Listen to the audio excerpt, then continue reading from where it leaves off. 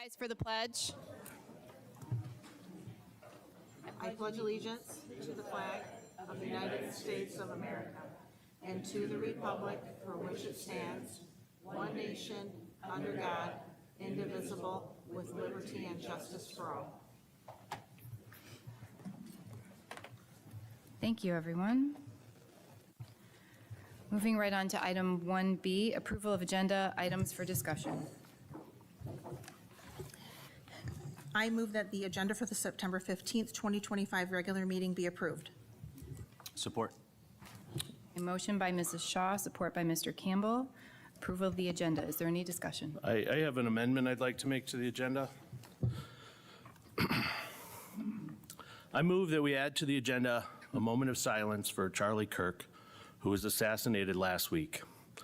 The assassination of Charlie Kirk has been condemned by those on both sides of the political spectrum, including President Trump and Michigan Governor Gretchen Whitmer. His assassination has been condemned by members of nearly every faith group, every political ideology, and nearly every country around the globe. Charlie Kirk has ties right here in Hartland, as a group of our very own Hartland high school students formed a chapter of Turning Point USA, which is now called Club America. I know some of the members of that club are in the room here today with us.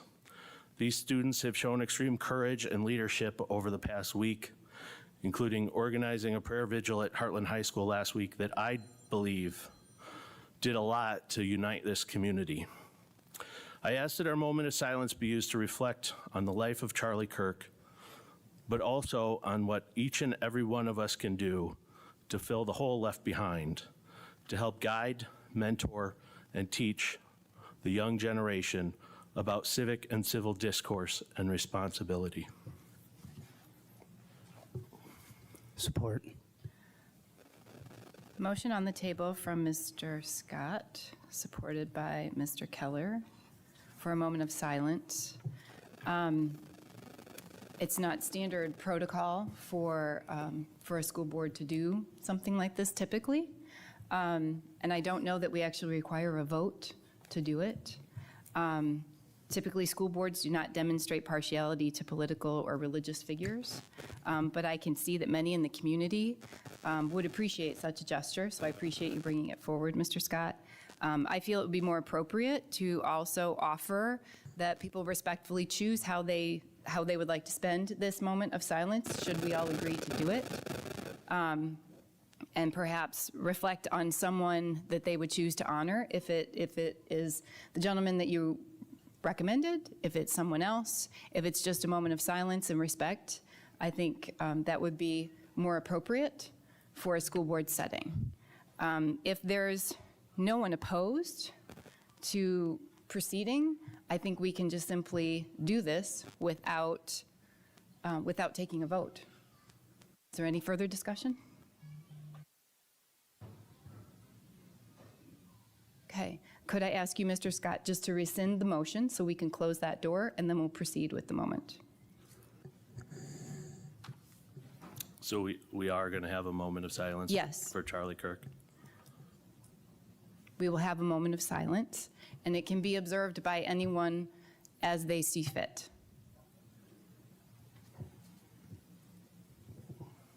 I would rather just vote on the motion I made.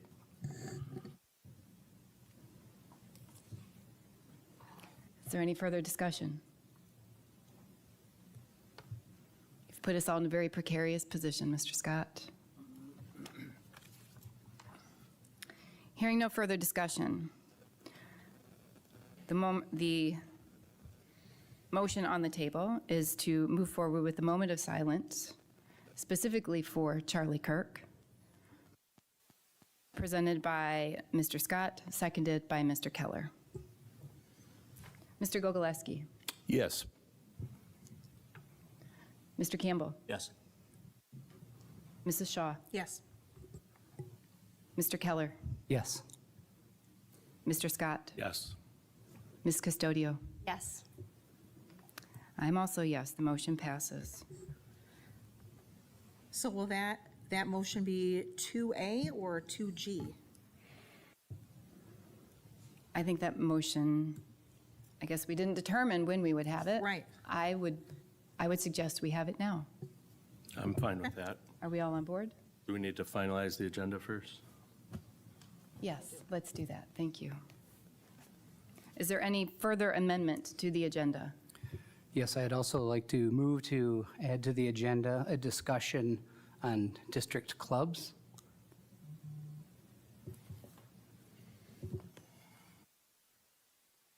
I have a motion on the table to discuss district clubs, brought forward by Mr. Keller, Support. supported by Mr. Campbell. Would you like to expand on that? Yeah, there's, seems to be a little bit of confusion in the community, I think, on who sponsors clubs, how they're approved, some of the processes and things related to that. So I think it would be helpful for the community to understand that process. And so therefore, I'd like to have a further discussion upon it. Okay, so it's a discussion about the process, the administrative process versus the policy? Correct. Okay. Any further discussion on the motion to add this item to the agenda? Okay, again, the motion is to add a discussion on district clubs, the administrative process related to that, brought forward by Mr. Keller, seconded by Mr. Campbell. Mr. Gogoleski, Yes. Mr. Campbell, Yes. Mrs. Shaw, Yes. Mr. Keller, Yes. Mr. Scott, Yes. Ms. Custodio. Yes. I'm a yes. Motion passes. That will be item, 3C, thank you, 3C. correct.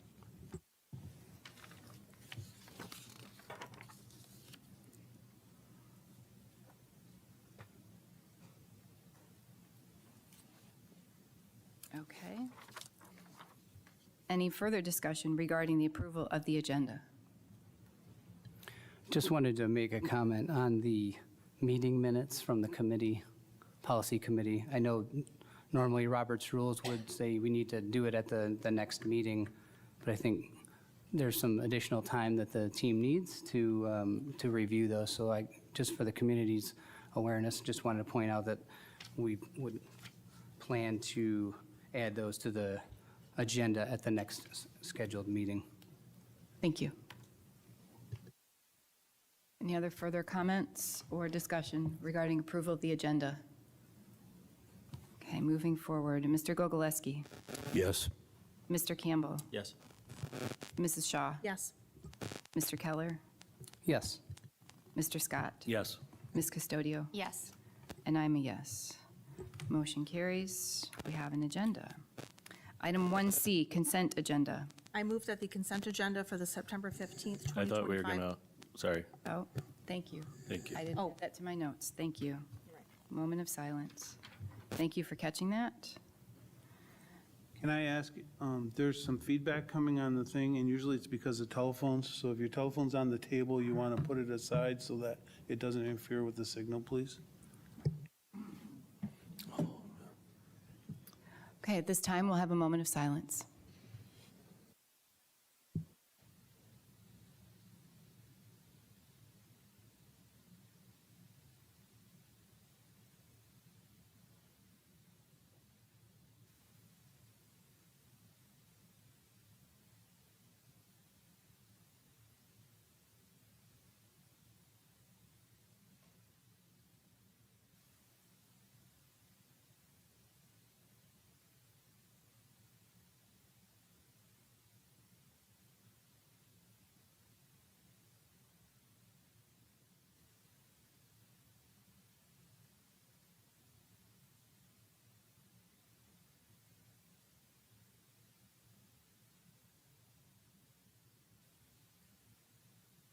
Okay, thank you. Moving on now to item 1C, consent agenda. I move that the consent agenda for the September 15th, 2025 regular meeting be approved. Support. Motion by Mrs. Shaw, supported by Mr. Campbell. Is there any discussion on the motion? Hearing none. Mr. Gogoleski, Yes. Mr. Campbell, Mrs. Shaw, Yes. Mr. Keller, Yes. Mr. Scott, Yes. Ms. Custodio? Yes. I am a yes. Approving the consent agenda. On to item 1D, Superintendent's Report. Mr. Hughes? Thank you. If I can call Mr. Rack and your new hire, please.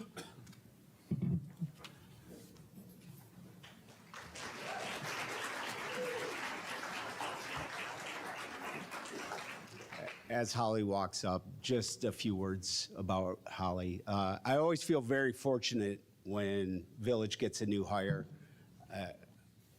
Something in the walls there just calls to people. I'm fortunate Holly is a known quantity to us.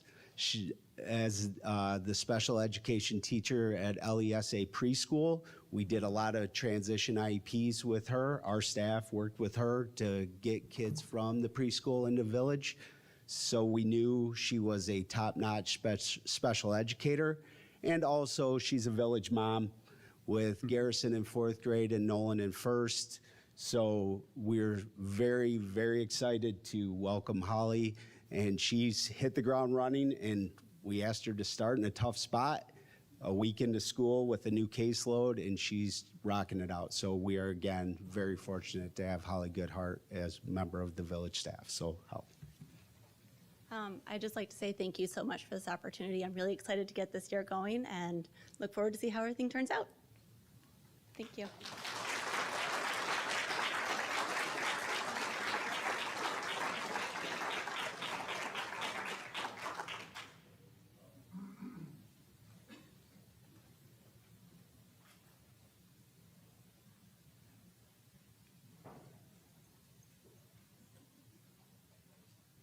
Mrs. Brisky, you have not a new hire. We hired at the last board meeting, but unable to attend, so come on up.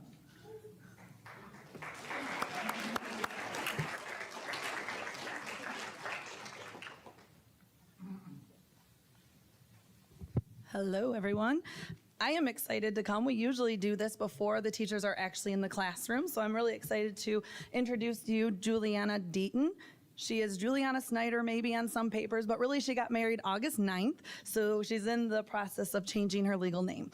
She has been collaborative with the teachers. She's worked with our coaches. She's currently teaching 5th grade math and science. I get the science social studies confused sometimes. But she really has immersed herself in all of that Hartland has to offer, and I think that's important because we have it there for a reason, and she's utilizing it, and I hope she feels more confident because of it. Yeah. Juliana Deaton. I also just wanted to say thank you for the opportunity. I've felt super welcomed at Farms and in Hartland. I'm not from here. I'm just from Grand Blanc, which is a little bit up there, but I'm excited for the time to come at Hartland. Thanks.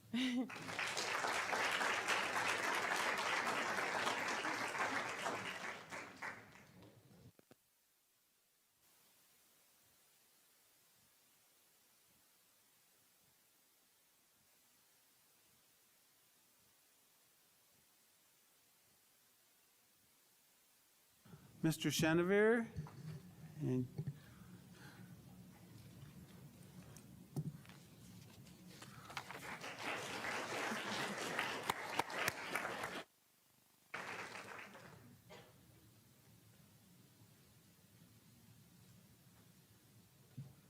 Thank you. Good evening. It's kind of rare for me to be up here twice in like 2 months, which is really nice, but it's really nice to see you all, and it's an honor to be here. I truly believe things don't happen to us, they happen for us. Doors close and other doors open for reasons. And we had a late opening at the start of the school year, and we had some really good interviews, but Bethany Strandberg stepped through that door and just blew us away with what she's bringing. She comes to us as a Teachers of Tomorrow program, and she was in the veterinarian world, working with animals, and is just going to bring a wonderful experience to our science classrooms.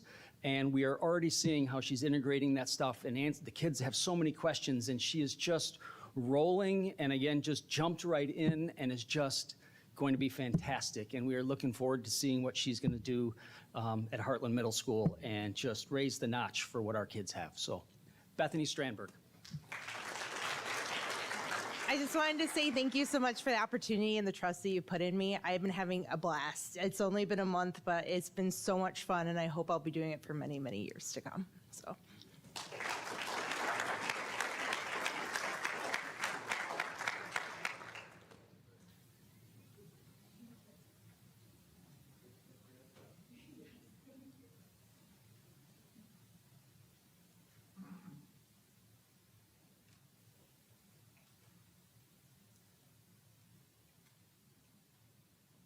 All right, thank you, and again, welcome.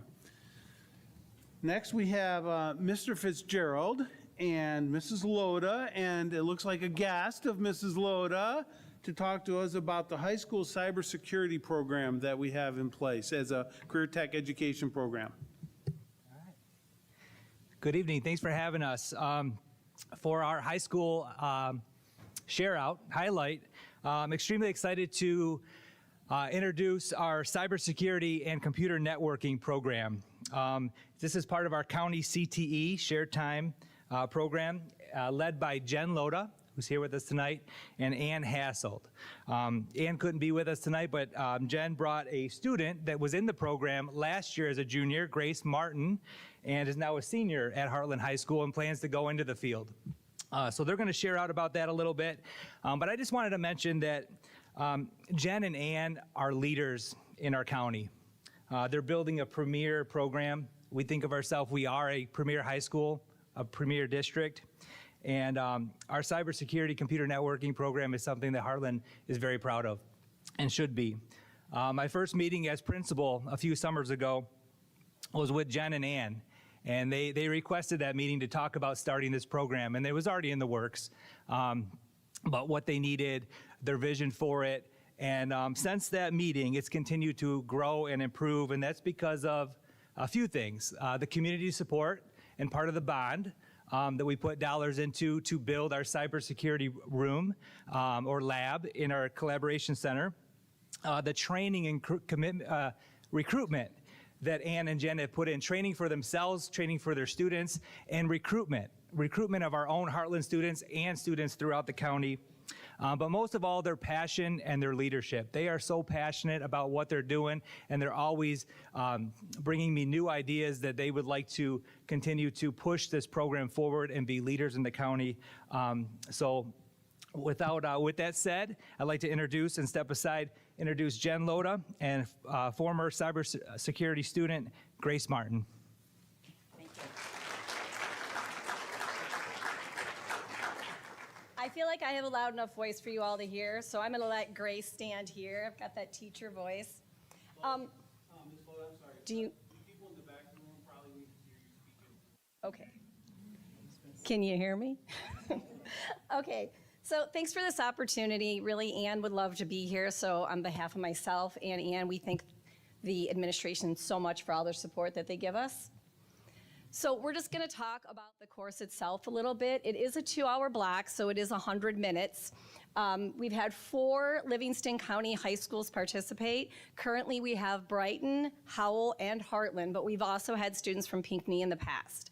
This is our 3rd year running the course, and so each year it tends to keep growing and building.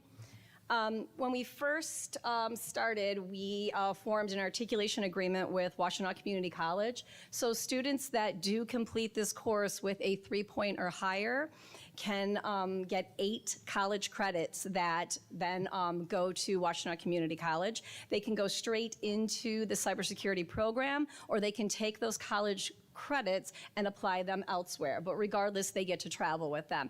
These are also credits that once they have participated at Washtenaw Community College, they can then take to a 4-year university. So we started with only one certification, which was the CCST, the Cisco Certified Support Technician. We have now grown to 3 certifications. Last year, Grace had the opportunity of doing the LED Tech Level 1 certification. That is something that we continued this year as well. And we've also added the CCST, which is brand new this year, which is specific to cybersecurity. So I'm going to let Grace just tell you a little bit about her experience in the course and what she hopes to do with her immediate future as a graduate of Hartland. Sorry. My name is Grace Martin. I was in cybersecurity last year. I was the only girl in the class, which is kind of rough. But it was a really great opportunity, and I always knew that I wanted to do something with computer technology. I've taken basically all of the classes at Hartland, and then when it was my sophomore year, Ms. Hassel was telling me all about the new cybersecurity program, and I'm like, oh my gosh, that sounds like something that I really want to be able to do. So I took it last year, and it was honestly the best thing ever. It was a blast. I had so much fun. Miss Hassel, Miss Loda are genuinely some of the best teachers I've ever had. And then I earned the CCST certification for networking last year, and I plan on being able to use that. I want to go to college for digital forensics, and I hope to be able to do that in the future. Thanks, Grace. So Grace's actual cohort that she finished with were 83% certification pass and 100% for the LED. So we were pretty proud of that. So some of the tools that we use, just a quick breakdown. This is sponsored by Cisco. So the Cisco NetAcad is our primary curriculum and has already been approved. We use their virtual interactive textbook. So this breaks down these concepts into modules that are much easier for our clientele to learn. It has videos and quizzes and interactive sessions that they can do. So the kids typically enjoy it. We do a lot of guided notes. This is a very rich industry with terminology and acronyms, and so it's hard to kind of grasp all that. So we definitely chunk it down for them.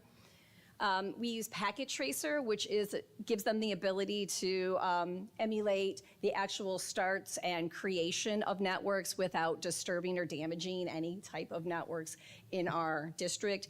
It also gives them an opportunity to work with hardware components like routers and Cisco switches. The physical tools, we were lucky LESA had purchased LED panels for us, and so we've actually gone and spoke at their board. Grace put that together and presented it as well, and we had another Howell student, actually 2 other Howell students that helped us with that. So the physical components are usually old computers that we are taking apart to consider the components and to see how it all connects. The LED panels have a frame that we build and construct, and then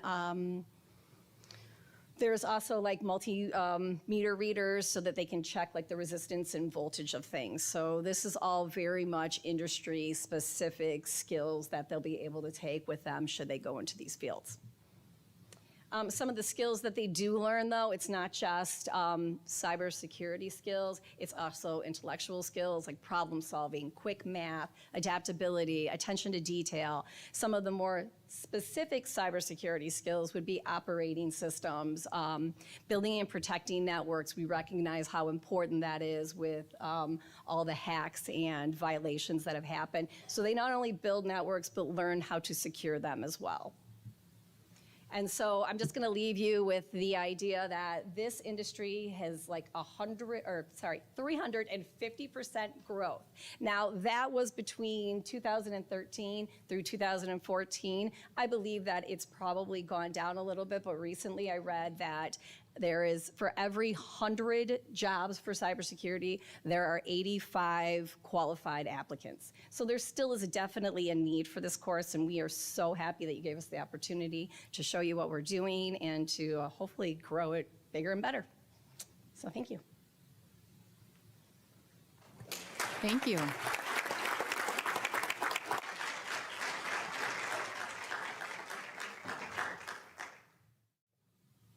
All right. Renee, do we want to delete this out or no? Just leave it up there? Okay. All right. I don't think so, no. All right, so ends the superintendent report. Thank you, Mr. Hughes.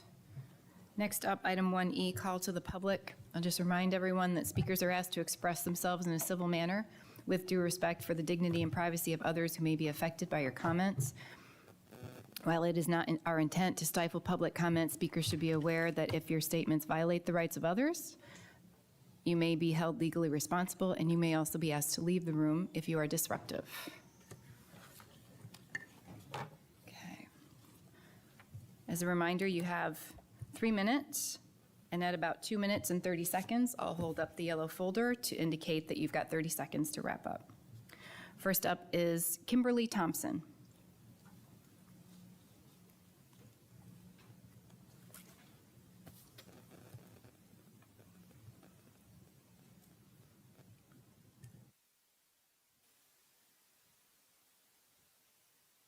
Good evening. I'm Kimberly Thompson. I have 2 daughters in Hartland school system, Isabella Thompson and Aurora. And Isabella goes to intermediate now, and Aurora goes to Lakes. And I'm just here to speak upon our experiences at Village, the past experiences of involvement with their PTO, the school system. There's a lot that goes on, and I think that the room here speaks a lot for what's going on here tonight. And I see it, so I did feel like it needed to be my part to end this whole Village part for my ending, to come here and speak upon it tonight. So, you know, I've gotten a lot of people who have reached out to me on my opinions of what goes on there and things of that nature, and I wrote some thoughts down, and I'm not going to say them actually, but what I am going to say is my daughters have both moved on to different schools, and they love it. I don't have to make them go to Village. I don't make them walk in those doors. I don't bribe them with Starbucks daily. I've visually seen what the atmosphere is at Lakes. I get to see what the atmosphere is for intermediate. It's just a night and day difference. And the only reason I still stand here is for the kids, the friends, the family that have involvement at Village. Those kids deserve better. They deserve more than animosity that is walking through those school doors with the teachers, the parents. I don't go there, so I don't see it right now. But it is very hard to accept the fact that you have a daughter who will tell you that now she finally, after 5 years, feels accepted, and she's there. Mentally, socially, whatever that might be, doing things that for 5 years that Village couldn't do for her. And so what I'm going to say is, whatever the issues are with the parents, the PTO, and the teachers, it needs to stop. It reflects in the kids, the anxiety, the school. I walk into Lakes, those people are so happy every single day to see those parents there. Intermediate, we have a husband that sits on the board and a wife that sits in their secretary. Never once have I walked into a school, had I ever been treated poorly for my views or what I felt by any of the staff at any of these schools. And they know who I am, just like you all know who I am. I mean, I've spoken here before, but none of those people treat me any differently. I was walked around last year for my commentary to all of you who sit here and treated poorly, and almost left your guys' school district for it. And the staff treated me horribly. So what I'm telling you guys is change needs to come for Village. It needs to come for their PTO. And something needs to be resolved, whether you step in to that school system and speak. But I'm gonna leave you with this, because I know my time is up. What my daughter remembers on her last few months at that school is Mr. Rex stepping into a classroom, trying to handle a situation, and in front of all those kids telling them that he didn't want to be a principal at that school. This can be verified for 30 people in Mrs. Ross's class. Thank you. You need to wrap it up. I'm wrapped. Thank That's what I'm going to leave you with.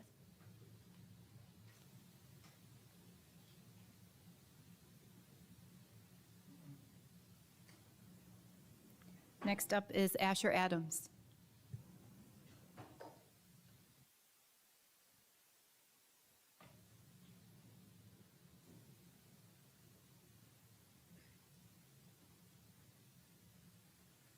Good evening, board members. I met Charlie Kirk once back in 2024 in Detroit, and it was at a leadership conference that we went to, and he came out that morning, and everybody turned around and started clapping, so I turned around and he was standing like 20 feet behind me, and it was pretty cool. Got to shake his hand, got to talk to him. Real down-to-earth guy, and I mean, we all know what happened to him at this point, and I'd like to try to help get a Turning Point chapter, not only as an after-school chapter, but as a Friday club, just like 20 other clubs have the privilege to do at Hartland High School. And over the past 2 years, we've asked 6 teachers, and they've all said no for one reason or another, even if they originally said yes. We've asked the school to help us find a sponsor, and they weren't able to, unfortunately. We're meeting currently right now every third Tuesday of the month after school for about an hour, and we've had on average of about 10 kids show up, which more or less that's pretty good considering a lot of kids at Hartland are in sports, extracurriculars, don't have transportation because half of the high school can't drive yet.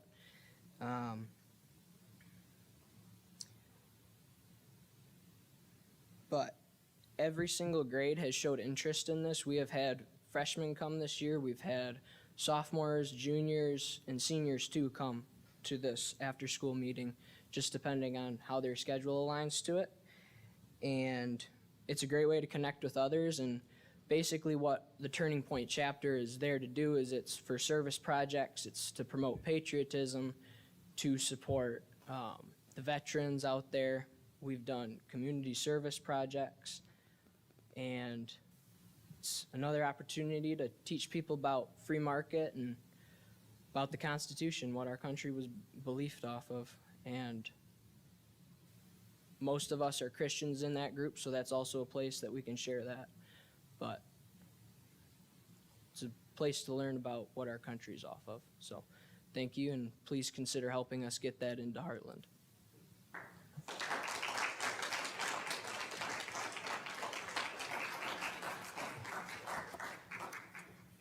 Thank you. Next up is Melissa Wade.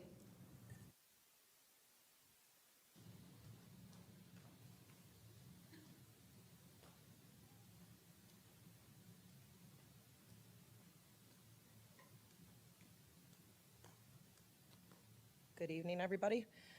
Hi, my name is Melissa Wade, a parent, a mother of a village child, and the former village PTO president as of September 4th.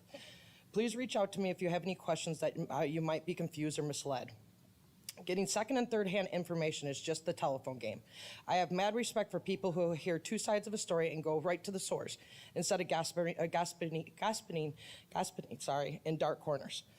People wake up and start asking questions. Where is your money going that you parents donate, and in what account or accounts?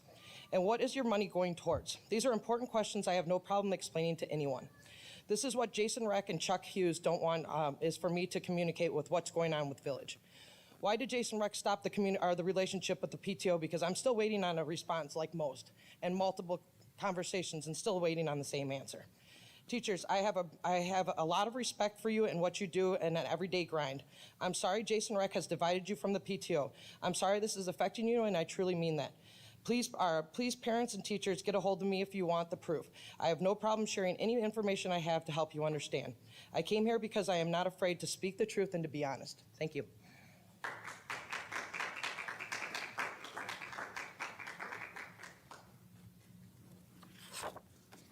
Thank you. Next is Don Schmid.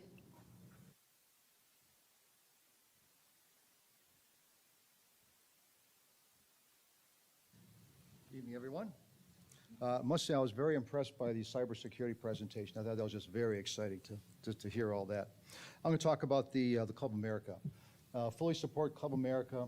I don't have all the details, if there's a bureaucratic hang-up with this or if there's an outright issue of not permitting it on campus. So I'm a little bit devoid of all the facts. But just to reinforce why we want something like this, of course, we want free expression of ideas. This is just another group that can help us do that. The concept of debate. How can you have debate when one party is just speaking to themselves? How do you defend the concept of critical thinking when maybe is there one side dictating messages or slant, so students don't even have the opportunity to maybe hear another viewpoint or maybe some guest speakers? How do you decry censorship? If this is truly happening, are we censoring this group by not allowing them? And I hear the word inclusion a lot, and this would be a perfect means to demonstrate inclusion of some other individuals. Talking about divisiveness, would this be a divisive piece by excluding the Club America group? Will the district vote to allow the inclusion of Club America, or are we going to be basically sit down, be quiet, we're going to tell you how to think? We've heard, after the Charlie Kirk assassination, there's been an appeal for unity and less division across the country. So Hartland School Board, will you demonstrate leadership and a show of unity that we're doing the right thing here in Hartland? We've got a great school district, so please push to make this happen. Thank you all.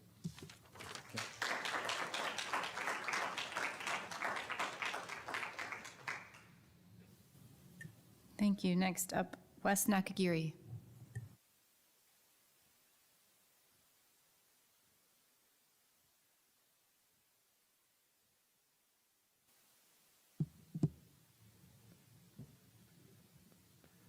Thank you very much. Wes Nakagiri, Hartland Township. I'm here to advocate on behalf of getting a chapter for Turning Point USA. And, I am on the conservative side. I know who Charlie Kirk is. I know he was on the conservative side. But I didn't know much about him. And, after his assassination and all the news, I thought I'd, do a little investigation. What I was quite surprised by is Mr. Kirk is a very civil guy. I've seen him on his videos where he's on his Prove Me Wrong tour.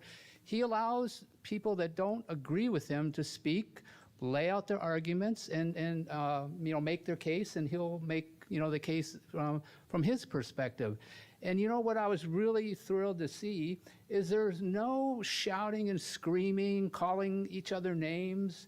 Mr. Kirk didn't do that. He didn't allow the young people to do that.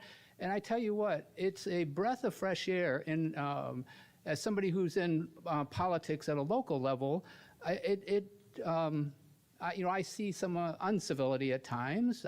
I'm not perfect, but I very much strive to be civil because in my role, I ran for this job. And so if I am obligated to listen to all sides, even if I don't agree with them, and I'm obligated to be civil. And I want that behavior.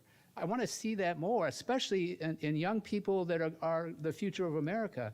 So in my view, having a Turning Point chapter, an organization that promotes civil dialogue, like an exchange of ideas, without the yelling and screaming that you see on, talk radio hosts or whatever, I think that would be a very good thing. It would be a very good learning opportunity for the kids, and I hope you consider giving them full status as a chapter here at Hartland. Thank you very much.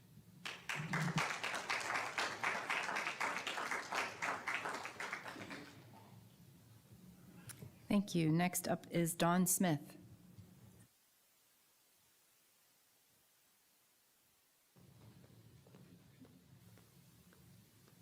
Thank you for allowing me to speak. Wes was not familiar with Charlie Kirk and how he did things. I'm more familiar with that because my son got me into listening to him. One of the things I find very alarming is that the media and people on the left politically have been demonizing him even after he was assassinated. And that just shows that people have no idea what he was talking about and what he was doing, which is what Wes just brought up. So in the spirit of reconciliation, I feel you should strongly support having this group and make it so that it can be held during the school day so that you can have better participation. Charlie Kirk said that when people stop talking, that's when they get violent, and that's what happened. People need to talk to each other, and they need to hear all sides of an issue. And if people would actually listen to him, instead of hearing what the mainstream media was saying about him, what was parroted in the press, MSNBC, political figures calling him a racist, transphobic, homophobic, he never wished any bad things to happen to anybody, And it's disgusting what the media did to him that caused a young person to think that it would be appropriate to assassinate him. So we have a problem with people believing only the things that they're hearing. And we need to talk to each other more. And that's exactly what Turning Point represents. You need to make it happen. Whatever you need to do, I'm actually demanding it. As a citizen, you need to do this. Whatever you need to do to promote it, it needs to happen because we need this here. Thank you.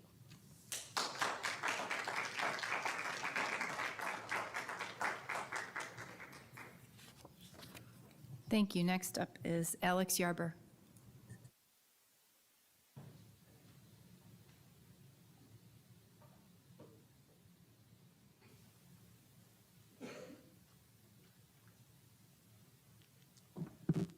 Thank you very much.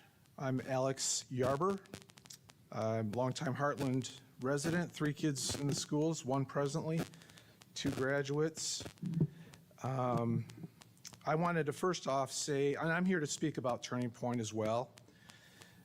My daughter and her friends are involved in the group, and they've done a fantastic job. They've really put together some incredible events. I'm proud of them and what they've done, all of them. And I want to thank the board too, because I emailed the board last couple of weeks ago with concerns about their request to be sponsored having been denied. 5 of the 7 board members contacted me. Mr. Yarber, can you just move that away from the, it's just creating feedback. Thank you. I just don't know if people online can hear. Thank you. I appreciate it. Yeah, so I had some great responses from the board members. I really appreciate the time that everybody spent communicating with me about their views and what they could do for me, and I appreciate that very much. The process of the clubs is ridiculous. This club has been in place for 2 years. It seemed like the rules always changed. And I find it ironic that after 2 years, 2 teachers that had indicated they're willing to be a sponsor suddenly backed out. Most recently, we had a situation where my daughter approached the principal of the school and was told, and this is a couple of weeks ago, that she would have to wait until June of 2026 to apply. That's just unacceptable. So the process definitely is in need of improvement. But I just wonder, is it a coincidence that these teachers are backing out? Is it a coincidence that when they put on the special program for the Holocaust survivor, that we're all of a sudden forced to use a different facility in the school? And come to find out, it's because a left-wing organization in the community put a bug in the superintendent's ear and said that Charlie Kirk was racist. So I see some problems going on in the district here where these outside groups are having an undue influence on the activities of the community, and it needs to stop. There is several other examples of that. There was a case where one of your board members was censured over a matter that was a tip from this same group.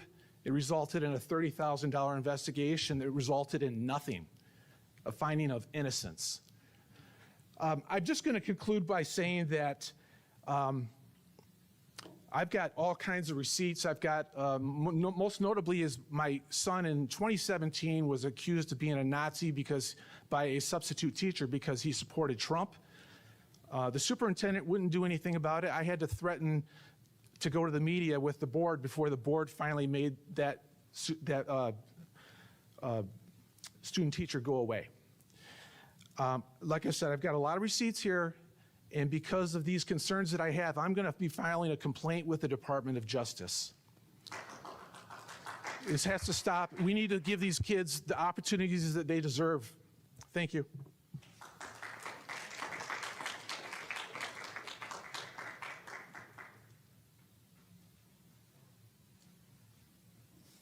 Thank you. Next up is Brianne Nowdy.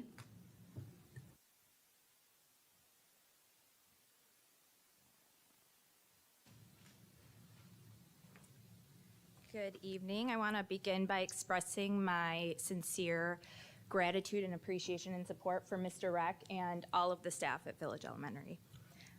I'm here this evening to bring forward my concerns regarding the current parent-teacher organization at Village Elementary.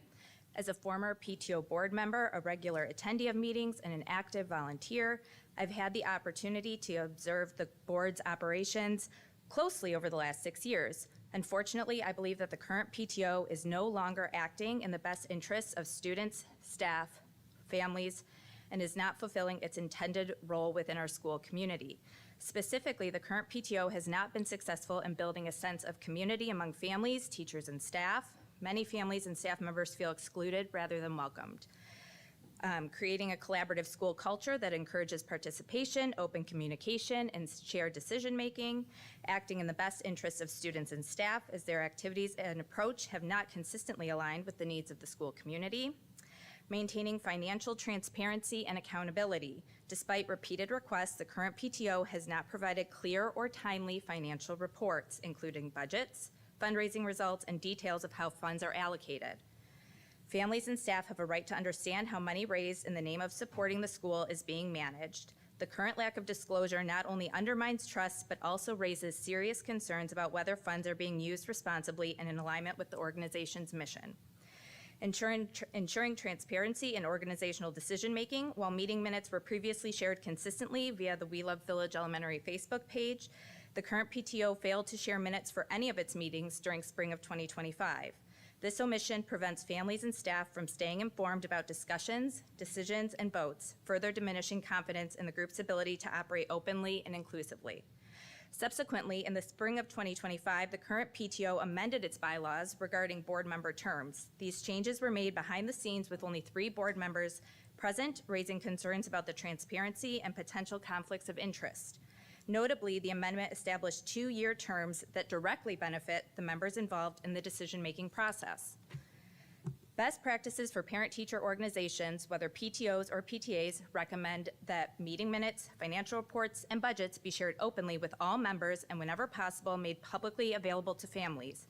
These practices are essential for ensuring trust, encouraging participation, and maintaining compliance with nonprofit governance. The lack of inclusivity, collaboration, transparency, and accountability has made it difficult for the PTO to achieve its primary mission of supporting students and enhancing the educational environment. I respectfully ask that the Board of Education review the current situation and consider options to ensure the PTO is operating in alignment with its purpose to serve as a positive, welcoming, transparent, and compliant force within the school. Thank you for your time and attention to this matter and for allowing me to share my concerns. Our students and staff deserve a PTO that reflects the values of inclusion, transparency, accountability, and compliance that Village Elementary and Hartland Consolidated Schools stand for. Thank you for your time.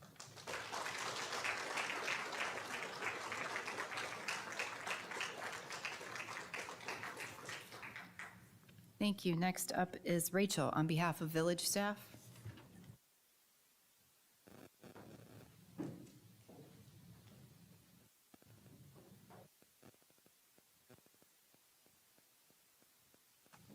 Hello, thank you. Dear Board of Education, we, the teaching staff at Village Elementary, would like to take this opportunity to share with you more about our wonderful school community, one that's built on dedication, growth, and unity. At Village Elementary, we are proud of the positive changes we've built over time. We are seeing the direct impact of strong leadership and collaboration. Our school operates with a shared vision, one where professionalism, respect, and a sense of humor come together to create a welcoming and supporting environment for all. Programs like our monthly Village Victory Circles, Student of the Month, and Hedgehog Highlights recognize student success and promote a culture of encouragement and leadership opportunities for our students. Instructionally, we are data-driven and deeply committed to academic gains. Through tools like our intervention tracker and Wise Time groups, we ensure targeted support for all of our students. And the results speak for themselves. Our test scores continue to improve, and School of Choice families are choosing Village. The staff at Village not only shows up, we rally together. We work through challenges side by side, and we are always focused on what's best for our students. There's a deep sense of community in our building and a shared belief that every child deserves the very best. Thank you for giving us the opportunity to speak and for your continued support of our school community. With respect and dedication, the teaching staff at Village Elementary.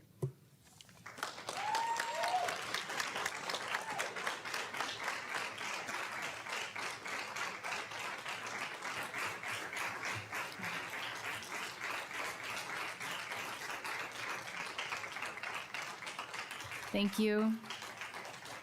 Next up is Anne Marie Yarber.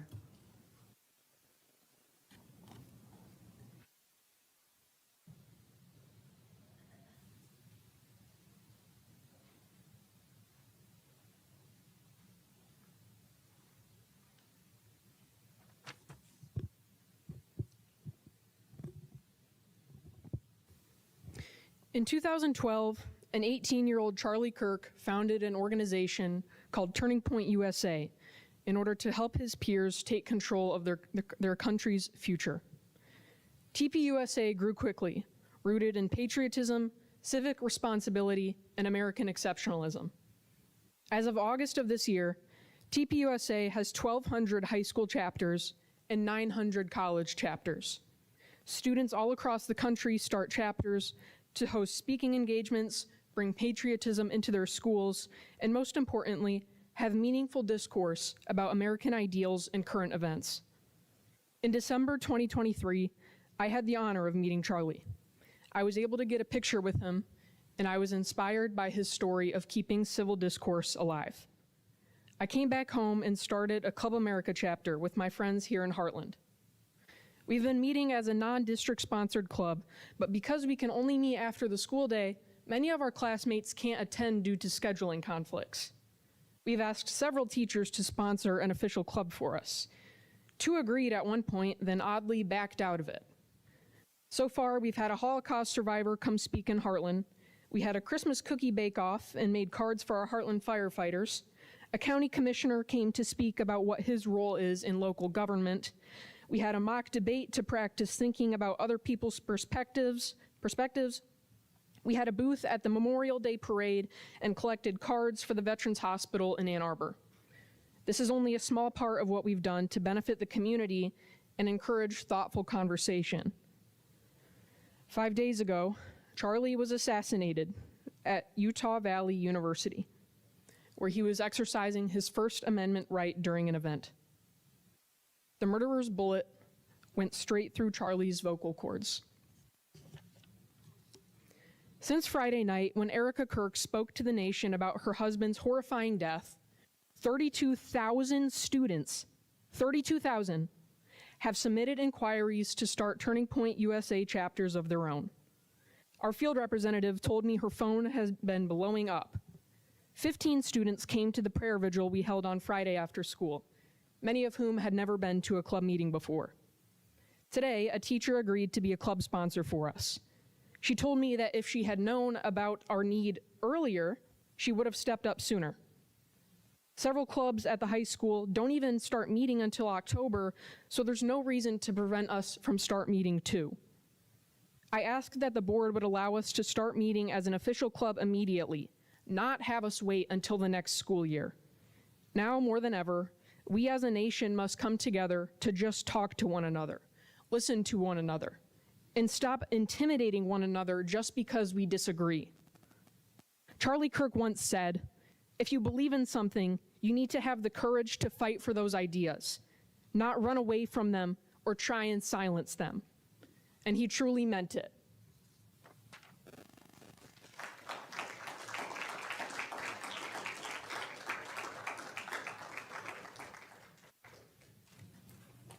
Thank you.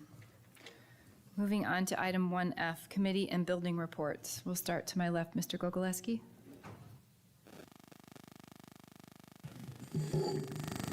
Yes, thank you. I had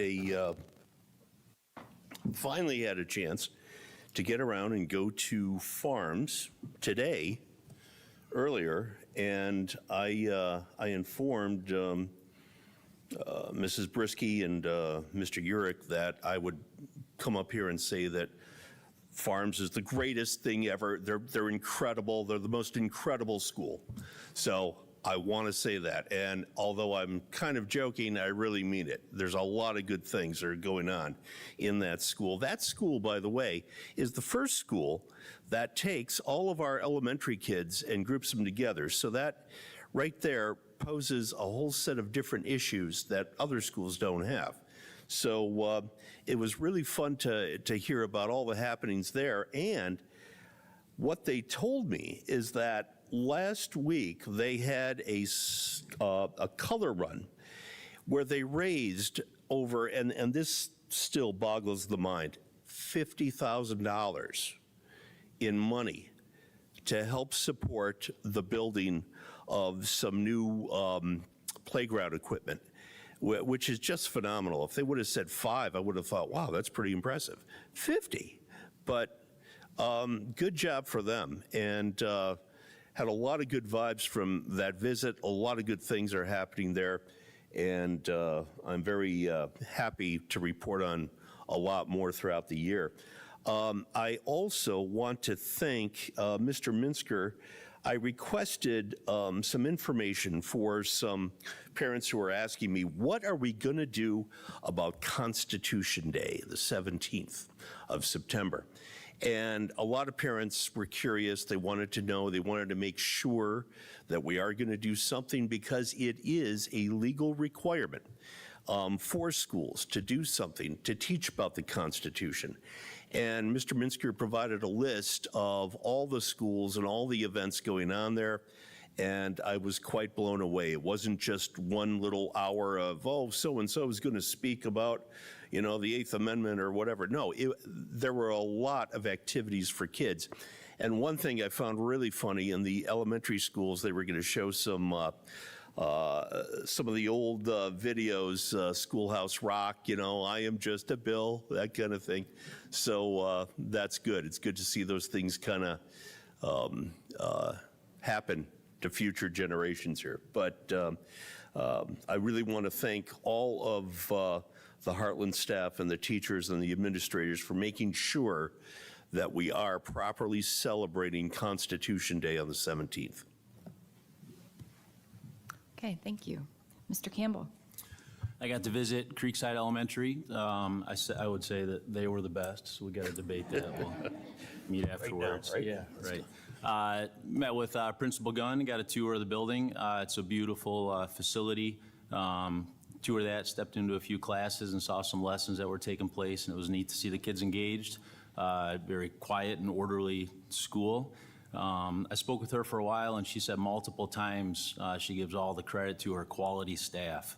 I wrote that down in my notes, so she gives them a lot of credit for the successes that they have at that school.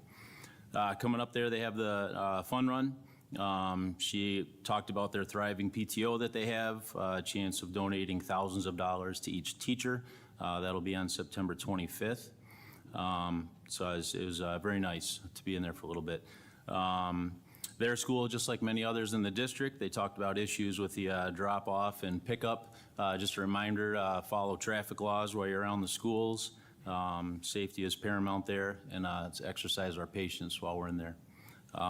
Outside of that school, I got to go to, as many of us did, the first Hartland home football game. Great turnout, and if you want to go and support over 300 kids, that's the place to do it. Between the football team, the band, sideline cheer, pom-pom, great event. We have homecoming coming up, so hope to see everybody there. Thank you. Mrs. Shaw. Thank you. I have not been able to connect with Mrs. Haddam at Round yet, but I will be meeting with her this week. Thank you. Mr. Keller. Thank you. Happy Patriot Week to everybody, in case you weren't aware. So kind of fits in well with our Constitution Day. So I actually have 2 different buildings that I am responsible for visiting. And first is I went to see Mrs. Frazier over at Lakes. And, you know, I have to admit I've never been there before, so it was good to see there. I know they have their own unique challenges, like everybody's buildings do, right? But in this particular case, I didn't realize that we had some halls that are split up with different classes. So you might have one 3rd grade class in with some fourth grade classes. So I think, there's some different challenges that they work through. And, as a parent, I was, a little reminiscent about my young daughter who used to be in elementary school. So it reminded me of those days when they were actually happy when you came home. So those were fun. But then the other thing I found to be very impressive was just kind of the acknowledgement or recognition, because the previous schools I had been to with farms and also the middle school, first time with the elementary school in this position, I kind of forgot that, the principal is a one-man show or one-person show. So I just want to acknowledge Mrs. Frazier, because I know that there's a lot of responsibility for all the kids in those buildings. So hats off to you for all that. We got to see some great recognition ideas that the kids had put together. Did a tour, checked out the STEM lab. It was, again, overall great visit, and, appreciate Ms. Frazier's hospitality when I was there, as well as the rest of the staff, who are all very welcoming and happy to answer any questions. So look forward to continuing those visits. I also had a chance to meet with Mrs. Hayes to talk about community education. And again, it was another area of the district that I haven't, unfortunately, been able to spend a lot of time kind of understanding. So for me, it was very, very good to understand a lot of the logistics that the community ed building faces that maybe some of the other buildings don't have. So it's kind of a great complement to our community that we're able to have a place like community ed that helps seniors, and it's just a way kind of for the entire community to kind of come together. So I think it is something that maybe gets overlooked at sometimes. So again, I look forward to going to other places within the community ed umbrella, such as like the 51 building. So again, I want to thank Ms. Hayes for her hospitalities, and look forward to chatting at our next opportunity. Okay, thank you, Mr. Keller. Mr. Scott? Thank you. Before I get into Oar Creek, I wanted to talk about kind of this program that we've been doing for the last year, where board members are spending a little bit of time in the schools, and give everybody an update of kind of the real world outcomes. Because we're not just in there shaking hands and being seen, but we really are looking for opportunities to work with schools and find ways to improve. And so I want to call out Mr. Fitzgerald and our relationship from last semester.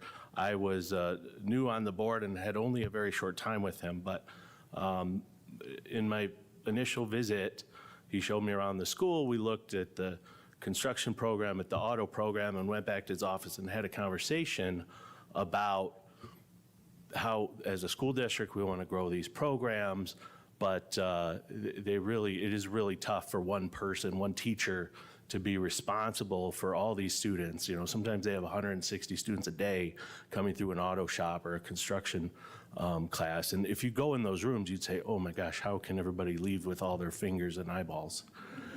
And from that conversation, Mr. Fitzgerald was able to get some assistance and bring in Mr. Dexter, who's in the back of the room, to help out with both programs. And to me, that just shows the power of working together, finding solutions and finding better outcomes for the students, which is the most important. So I want to thank Mr. Fitzgerald for that relationship.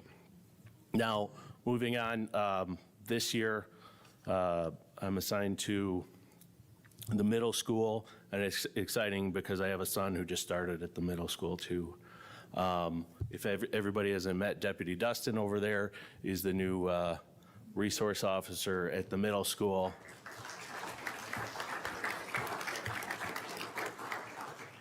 Got a great start, is fitting right in, hearing lots of positive feedback, so a big thank you to him for everything he's doing and becoming part of the family here. And so having a student there, I've been able to spend some time and get to know some people. I look forward to expanding that relationship. They have Spirit Week coming up, and Mr. Howerton sent me the list of Spirit Week days, and I think there's a USA Day, which I think I'm gonna be at. I remember Spirit Week when I was in school, everybody dressed crazy, and I can't wait to see ways that they can celebrate America, celebrate the USA. There could be maybe some opportunities for crossover with Turning Point to go maybe speak at the middle school or hold some events or something. I don't know. I just feel like the energy in this room tonight to celebrate, yes, we have to take a moment to think about what's happened, but to find ways to move forward and celebrate our common values in America and how we can be as positive as possible. So there could be some opportunities there, but I really look forward to that. And then also a shout out to Round. They had the Watchdogs kickoff meeting last week. And I know the Watchdog programs is expanding to other schools. Fantastic to see the interest level from fathers and grandfathers and other positive male role models that are interested in spending time in our schools. And I can't say enough good things about that program. If you don't know, essentially, Watchdogs, DOG stands for Dads of Great Students. And dads volunteer, like I said, or grandfathers or uncles or whoever, to go spend a day in the school. You get a very aggressive agenda from the office of where you have to be at what time. You're scheduled every 15 minutes, you got to be moving. But you're reading with kids, you're playing math games, you're helping in the cafeteria, you're helping out on the playground, and then at the end of the day, you reflect on how impressive all of these teachers are to do that every single day when we walk out of there and just want to go take a nap. So it's a fantastic program. Thank you to all the schools. And I really appreciate the fact that there was tremendous support for that program and it grows every year. So thank you to all that are interested. On the, Anne Marie, you mentioned when she was talking about Turning Point, the Memorial Day Parade booth that our Hartland High School Club America had this past Memorial Day. And I remember that day because I was looking for my wife and kids and couldn't find them, and I started to look, and there my youngest two were at the TPUSA booth making cards for veterans and had amazing smiles on their face and were very excited to be doing it. And it was really great to see their interest, their level of excitement, them participating in that that kind of activity. And I mean, we were there. It was a Memorial Day parade. We were there to celebrate the veterans and the sacrifice. And most of the booths were giving out candy or bottled water, but at the Turning Point booth, they were actually giving back. And I think that's what everybody in this room needs to understand. And the fact that we would try to prevent a club like that from having a place in our community, in our schools, is pretty heart-wrenching.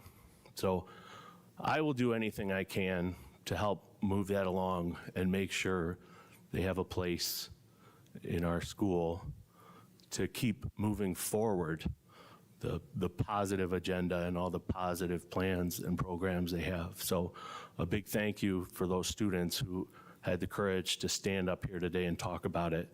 And I hope they continue to push forward. Thank you. Thank you, Mr. Scott. Ms. Custodio?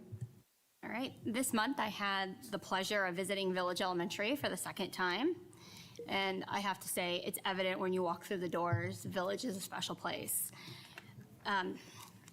There's just so much excitement the minute you walk in. They've been really busy since the first day of school, and have some notes here. They had their first Village Victory Circle of the school year, and everybody had a wonderful time. They're looking forward to the next one. The students have been working really hard on their fall state mandated testing. And I have a note here that the staff is incredibly proud of the focus and effort students have shown during these important days. Another highlight on the horizon is Village's Eagle Reader tradition, where high school student athletes, accompanied by the athletic director, Mr. Hassler, visit and share about the importance of reading. This event is a cherished part of the homecoming week and something unique to Village that they look forward to every year. In addition, Village is excited to participate in something new this year for Gold Out, a Minute for Mott fundraiser. So joining efforts across the district to support the annual Gold Out initiative benefiting Mott Children's Hospital. Students and staff are eager to come together for this meaningful cause, and I'm excited to see lots of pictures of how it comes together. Okay, thank you, Ms. Custodio. Let's see, I have the senior center still, and I was able to join that meeting a week or so ago. The open house that I had mentioned at one of our last meetings was a huge success. That's where WHMI was there to do a remote broadcast, and it brought in a huge crowd. They had a very successful open house. That whole week, they called their free week of fun, was also successful. There's a lot of events coming up, a lot of entertainment.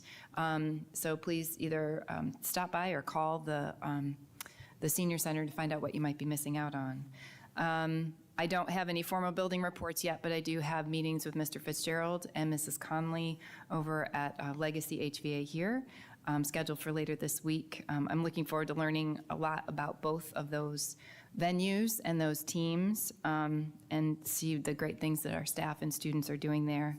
And obviously, homecoming is coming up. That's a big deal, though not for my kids. They're not interested in going. Of course, teenage boys with no girlfriends, so they don't want to go. But that's okay. I made them go last year, so I'll give them a pass this year. All right, I think that's it for building reports. Moving on. Item 2A, new and revised policies. Before we read a motion, I just want to share and make sure that everybody's kind of on the same page, that we have some options here with reading the motions as they're printed in front of you. In the interest of time, and given that we have discussed at length virtually all of the policies that are in place or that are presented here, there's one motion that we can read that covers all of the policies and approve them much like we do the consent agenda, so that it would approve all of those items in one fell swoop, essentially. I know that there are probably a couple of those policies, however, that you might want to address individually.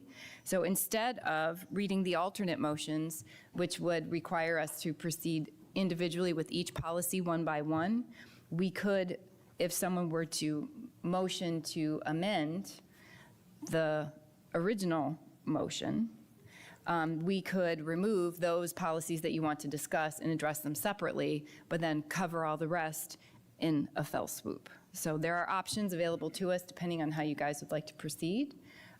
If no one is opposed, I would ask that we read the first motion, which is the one that covers all, and then we can discuss amending it to see which policies we'd like to take out and address separately. Is everybody clear? Good. Okay, so let's read the motion, please. I move that the Board of Education, upon the recommendation of the superintendent, approves the revised policies as presented. Support. All right, motion on the table from Mrs. Shaw, supported by Mr. Campbell, to approve all the policies as presented. Is there discussion? I can see a couple things. First of all, the treasurer policy, I did share an alternate version. It's not in the packet. Apologies to the community for not having that. But so on that particular policy, I would like to have the board consider postponing that. I know I'm not making that motion now, but just voicing my concern for approving all the policies that would include treasurer. And then also policy 0172, referring to the legal policy. So I know those two policies for me, I do have some questions on and would like to have further discussion. So I would prefer to remove those. I don't know if there's any other policies that folks have conversations around. Maybe we can make one motion to include those two and any others that are of interest to anyone. So just to clarify, you would like to remove 171.4 treasurer policy and 172 legal counsel policy from the motion on the table? That's correct. Okay. And as long as there's no other request, then I can motion to just exclude those. If not, I'll include any other ones that. I would like the opportunity to discuss the opt-out policy separate from the rest, if we could include that one. Okay, and that one, of course, does not have a policy number yet because that would be a new policy, but that is the last in the list for those following along. Are there any others? Okay, so Mr. Keller, would you like to propose Try an to give amendment? this one a shot here. Okay. So, An amendment, yeah. Yes. so I move to amend that the policy 0171.4, policy 0172, and the opt-out policy be excluded from the motion. Okay, so I have a motion to amend on the table from Mr. Keller. Is there support? Support. Thank you. Supported by Mr. Scott to remove policy 171.4 treasurer, 172 legal counsel, and the new policy opt-out policy from the current motion on the table. That current motion would approve all policies as presented, except those three with the amendment. Any discussion on that? I just want to say I'm really happy with the way this process has worked out. For those that are here tonight, we met in an open meeting a couple weeks ago to discuss a lot of these policies in detail so that you tonight don't have to sit here through 3 hours of parsing little words. And, but we can still, those things that we still maybe have some debate on, we can still have here at this table. It's all still a completely open process. But I think really makes these meetings more friendly to the public who are here to see what's going on. So thank you to President Coleman and the board members for kind of orchestrating this new process. I think it really is a benefit to everyone involved. Thank you. Any other comments or discussion? Okay, so we're voting on the motion to amend the current motion. That amendment would remove 3 policies from this vote. It removes treasurer 171.4, legal counsel 172, and the opt-out policy. Hearing no further discussion. Mr. Gogolewski, Yes. Mr. Campbell, Yes. Mrs. Shaw, Yes. Mr. Keller, Yes. Mr. Scott, Yes. Ms. Custodio. Yes. I am a yes. The motion to amend passes. So the motion on the table now it would be to approve. This is also motioned by Mrs. Shaw, supported by Mr. Campbell. This motion as amended would approve all the remaining policies as presented, all except those 3 that were just removed. Is there any discussion before we vote on the original motion? Okay, hearing none. Mr. Gogolewski, Yes. Mr. Campbell, Yes. Mrs. Shaw, Yes. Mr. Keller, Yes. Mr. Scott, Yes. Ms. Custodio. Yes. I am a yes. So that motion passes. So now we can skip in your detailed agenda here at the table. We can skip all those alternate motions that were provided there up to the treasurer policy. Feels kind of good, doesn't it? Ready? Yes. So moving forward with the treasurer policy. I move that the Board of Education, upon the recommendation of the superintendent, approves revised policy 0171.4 treasurer as presented. Motion by Mrs. Shaw. Do I have support?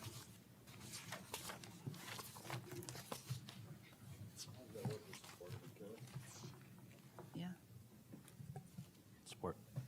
okay. Support by Mr. Campbell.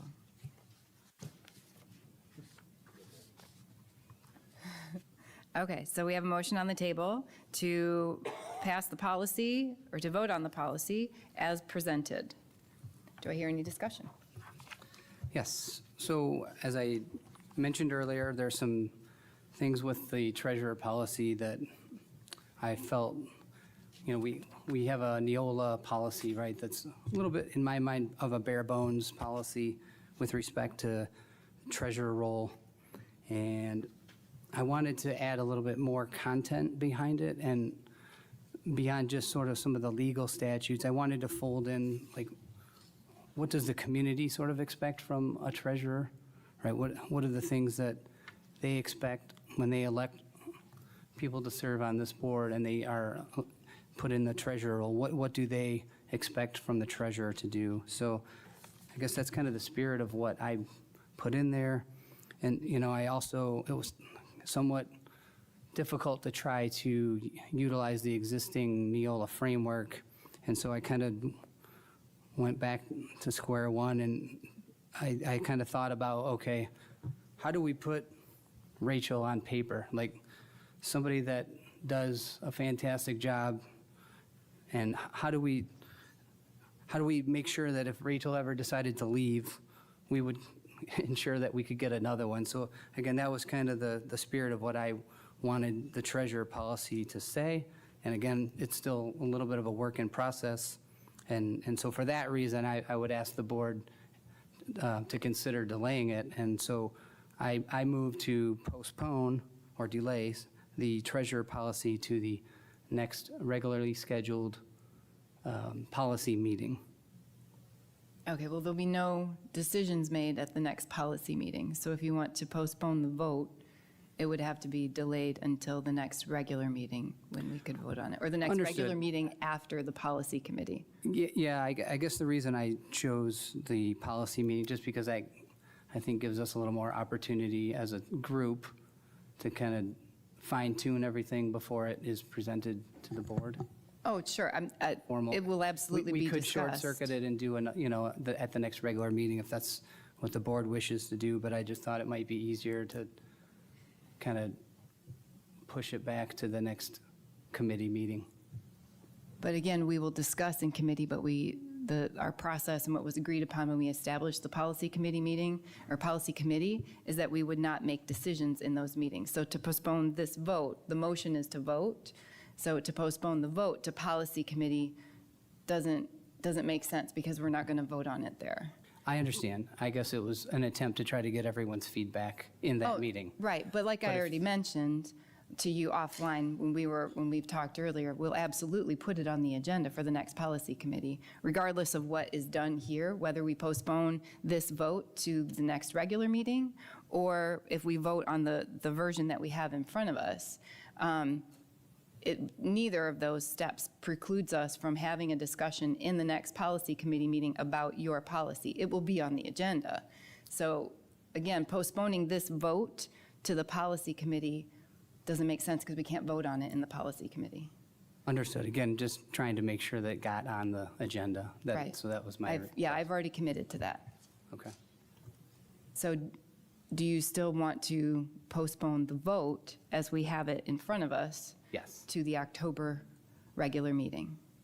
Or would you like to stipulate the next meeting, the next regular meeting after the policy committee? Because we don't have a date for the policy committee meeting yet.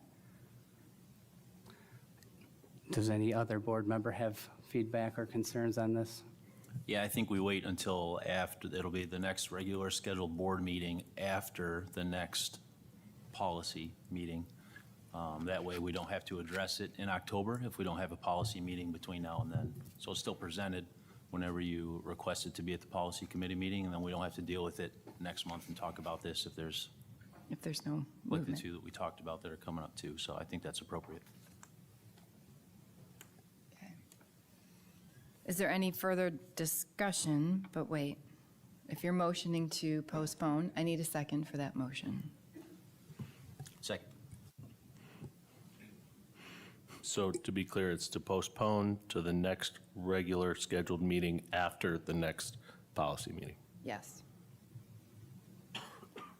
I would anticipate that we'll have a policy committee meeting in the next few weeks. I just can't guarantee that it would be before our next regular meeting. But that is what would happen anyways, right? If we're moving it to the policy, after the next policy meeting, and we're assuring that we are talking about it at the next policy meeting, by default, it would show up on the the next regularly scheduled meeting. Sure, I guess, but the sticking point that I've got with postponing to a policy committee meeting is that we can't vote on it in a policy understand. committee meeting. Again, it was that's the just motion. to make sure it got in the agenda and that we Right. could discuss. So that was my intent. All right, so motion to postpone the vote on policy 171.4 treasurer, presented by Mr. Keller. It was supported by Mr. Campbell. Okay. Is there any further discussion on the motion to postpone? Okay, hearing none. Motion to postpone the vote on the treasurer policy. Mr. Gogolewski? Yes. Mr. Campbell? Yes. Mrs. Shaw? Yes. Mr. Keller? Yes. Mr. Scott? Yes. Ms. Custodio? Yes. All right, I'm a yes. Motion to postpone passes. Motion carries, so we will move this to the next meeting after the next policy meeting. So for the minutes, just so we get it right, I think the original motion by Shaw and Campbell just disappears because it's been postponed. Correct, correct. Yeah, you didn't have your microphone on, so for those who couldn't hear, so the original, because we're postponing, the original motion by Mrs. Shaw, supported by Mr. Campbell, then goes away until we revisit it at that next meeting. Just jotting this down for my notes.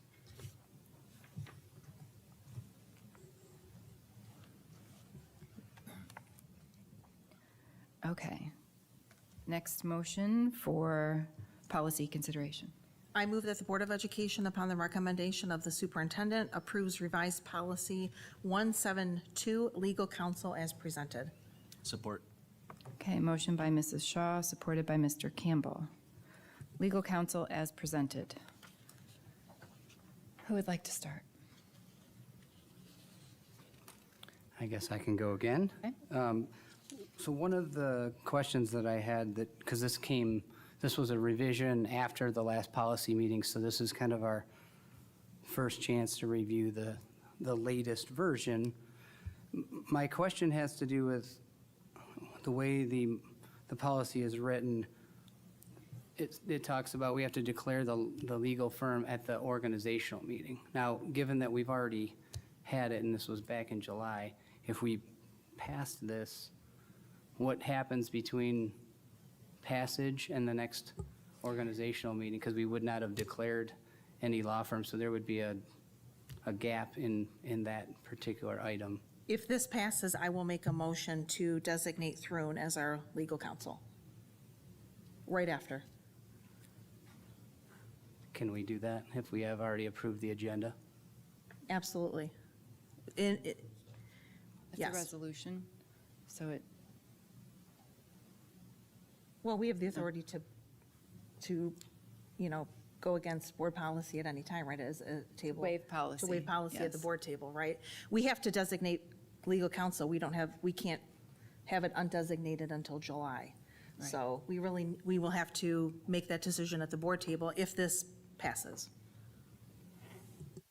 And then can you talk about the ability to use other firms with respect to how this policy is written? sure. It outlines, the second paragraph. The board will contract, well, I don't have the latest and greatest right here. Thank you. It's referring to my old notes. So, the board will contract with the primary law firm to provide general legal services and any additional legal firms as necessary for guidance on specialty services appropriate for conducting the business of the district.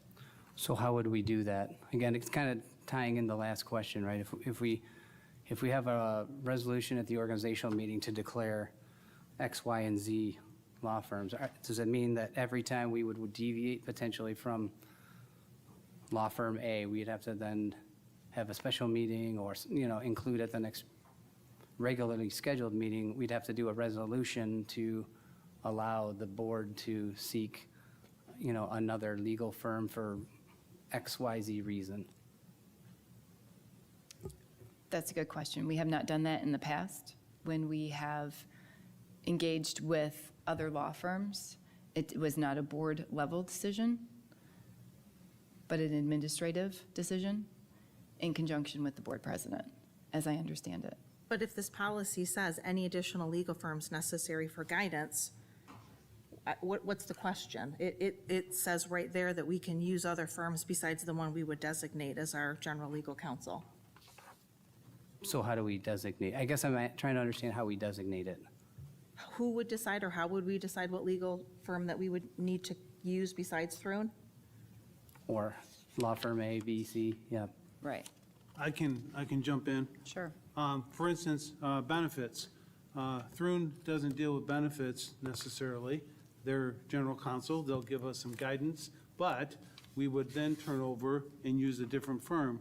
And what this policy says is that we can use a different firm, but we notify the board if we anticipated that that would require a $10,000 expenditure or more.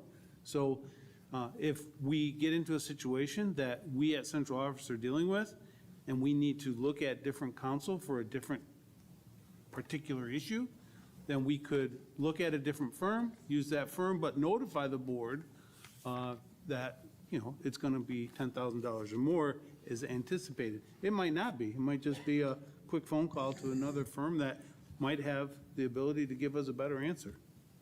So, but general counsel is who you go to first. General counsel is who we want to go to first always. So to clarify, administration or the board president could contact and procure services from an attorney other than the one we've designated, as long as it's under $10,000 without any board notification or approval? Yeah, that's just doing, the cost of doing business.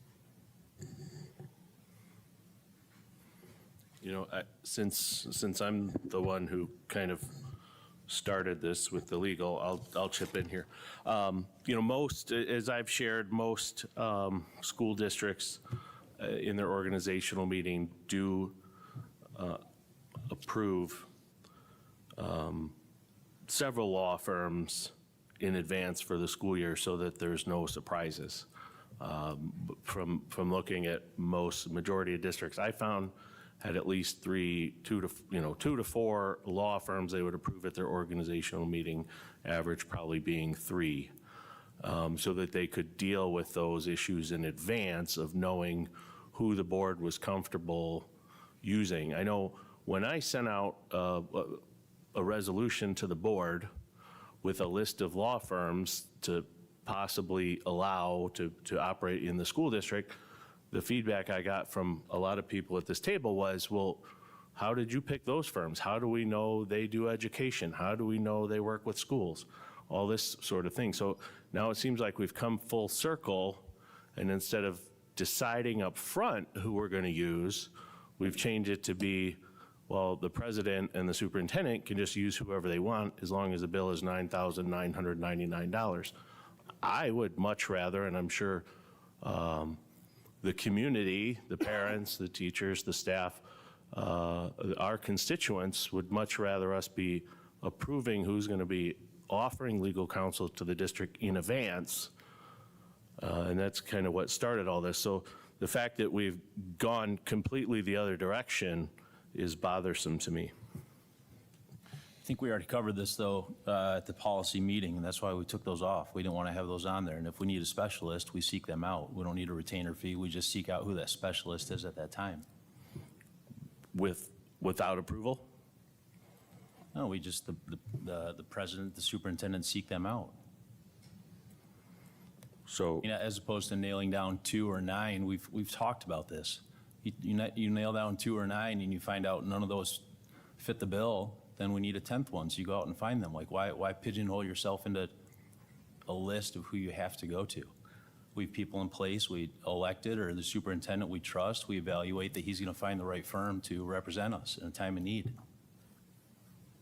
I'm fine going outside of that list if it's needed, but if we know we have a benefits or a HR attorney that we use on a regular basis, why wouldn't we designate them at our organizational meeting rather than just leaving it open-ended? That's, I guess, my issue. I'm not saying we shouldn't have the ability, but I don't, this allows, let's just use an example. This would allow the president to go spend $9,999 without board approval.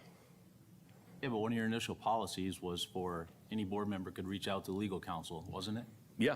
So if all of us reach out to legal counsel, a different one, and we don't communicate for 30 days that we're doing it, we all rack up a $9,999 bill and come to the meeting and report what we did. That's not what we want to have happen.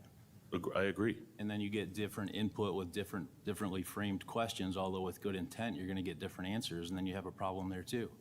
Yeah, I agree. I guess what I'm saying is if we know that there's 3 firms we work with on an annual basis, I don't know why we wouldn't include them all up front. I think at policy committee meeting, we chose to have one. It will likely be Thrun if we decide. And then we have an infinite number depending on the call at the time for who we need to get.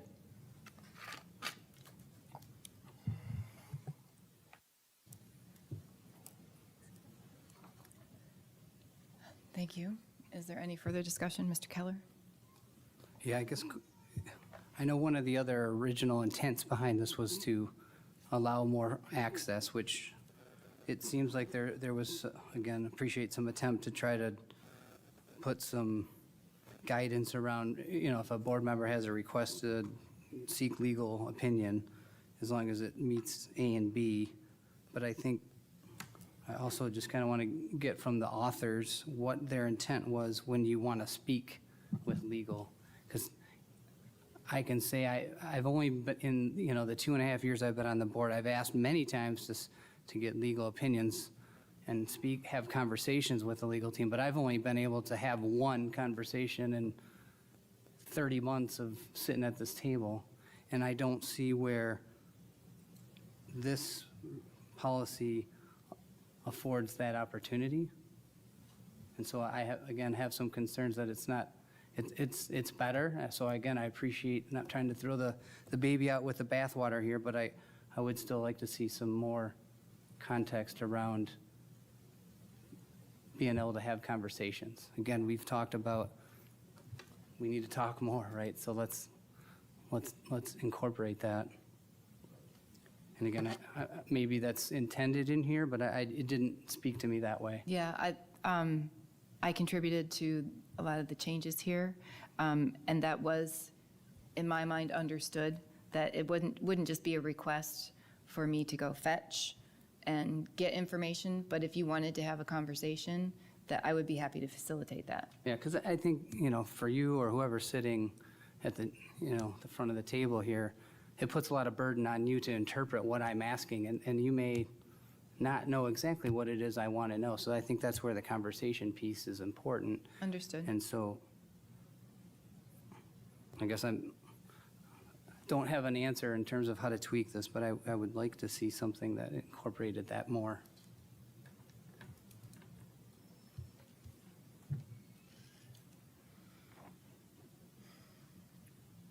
So the last sentence in the 3rd paragraph, board members interested in soliciting legal opinions will work through the board president on such requests. There's the conversation, right? That you would talk to the board president, have that conversation. Yeah, What again, it more are could you looking imply for? that, Vice President Shaw, but it didn't say it directly or explicitly, so that's Well, where what are you looking for it to say? What is missing? I think conversations and/or written requests, I think, is what I'm asking for it to include.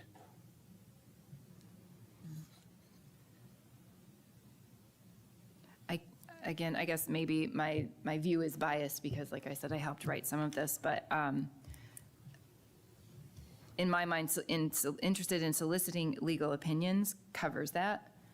I understand where you're coming from because you've had frustrations in the past with having those conversations directly with legal. I get what you're saying, but in my mind, this addresses it without saying it explicitly. Yeah, and again, I may be willing to see how it goes, and if it's not working well, then maybe it's going to come back. But again, it's the first time we've had a chance to see it. I wanted to give my input to this group, and Yeah, I appreciate that. Thank you. Does anyone have any other comments on this policy? Any further discussion? Okay. I do. Mr. Keller's point is very well made.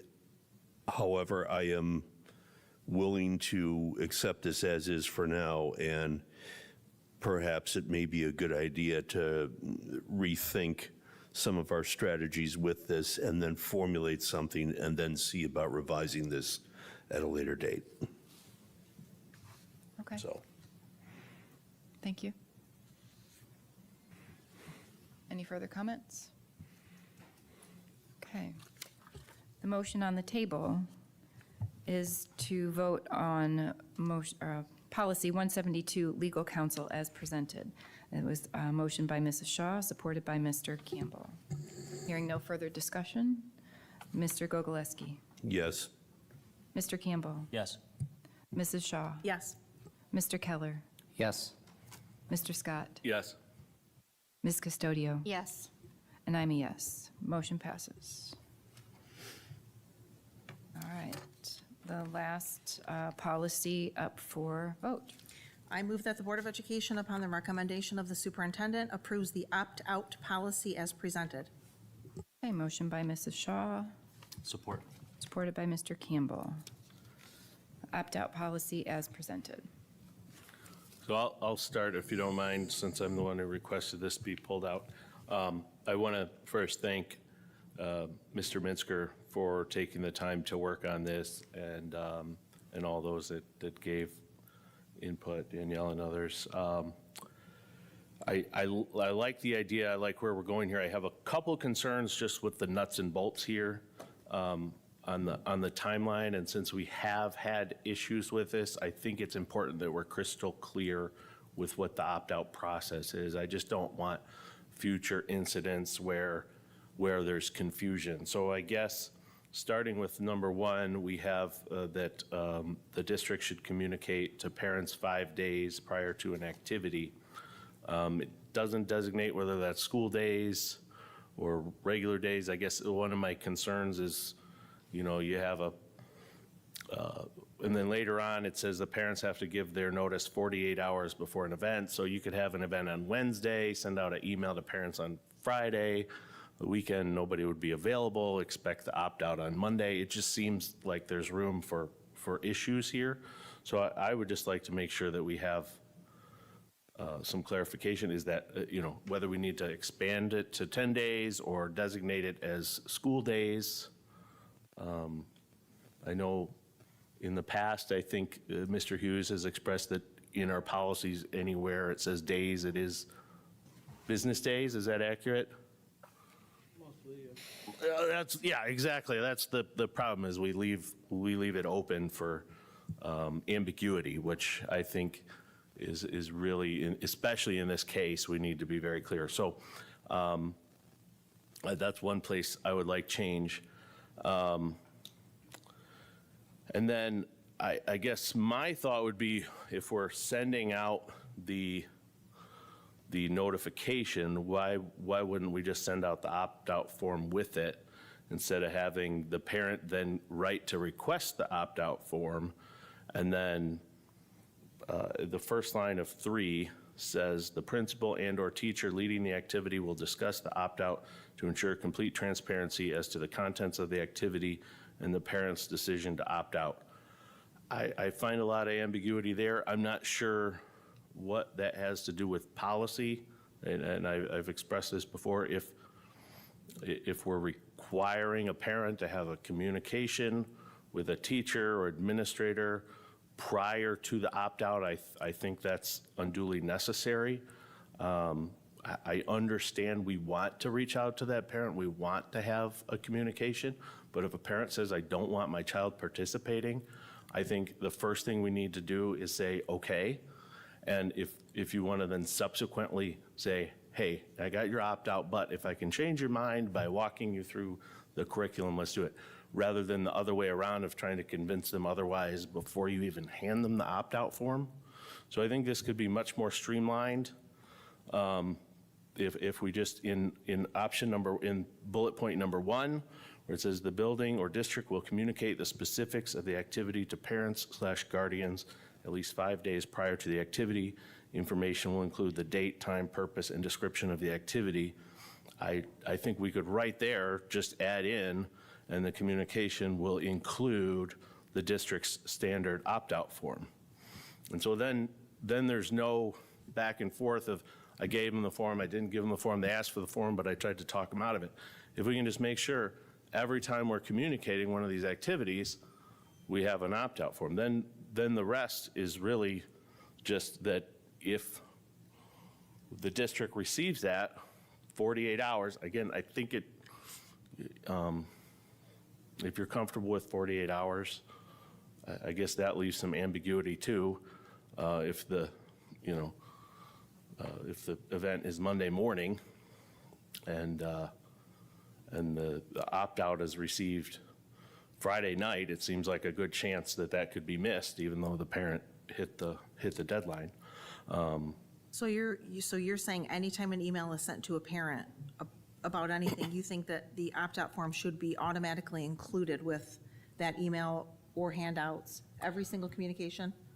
Anything that's relevant to this policy, yes. When parents are notified about extracurricular activities, yeah, absolutely. I think they should receive an opt-out, yeah. Mr. Minsker, thank you very much for your time on this. You were mostly the author of this and helped us work through it. Could you respond to that request?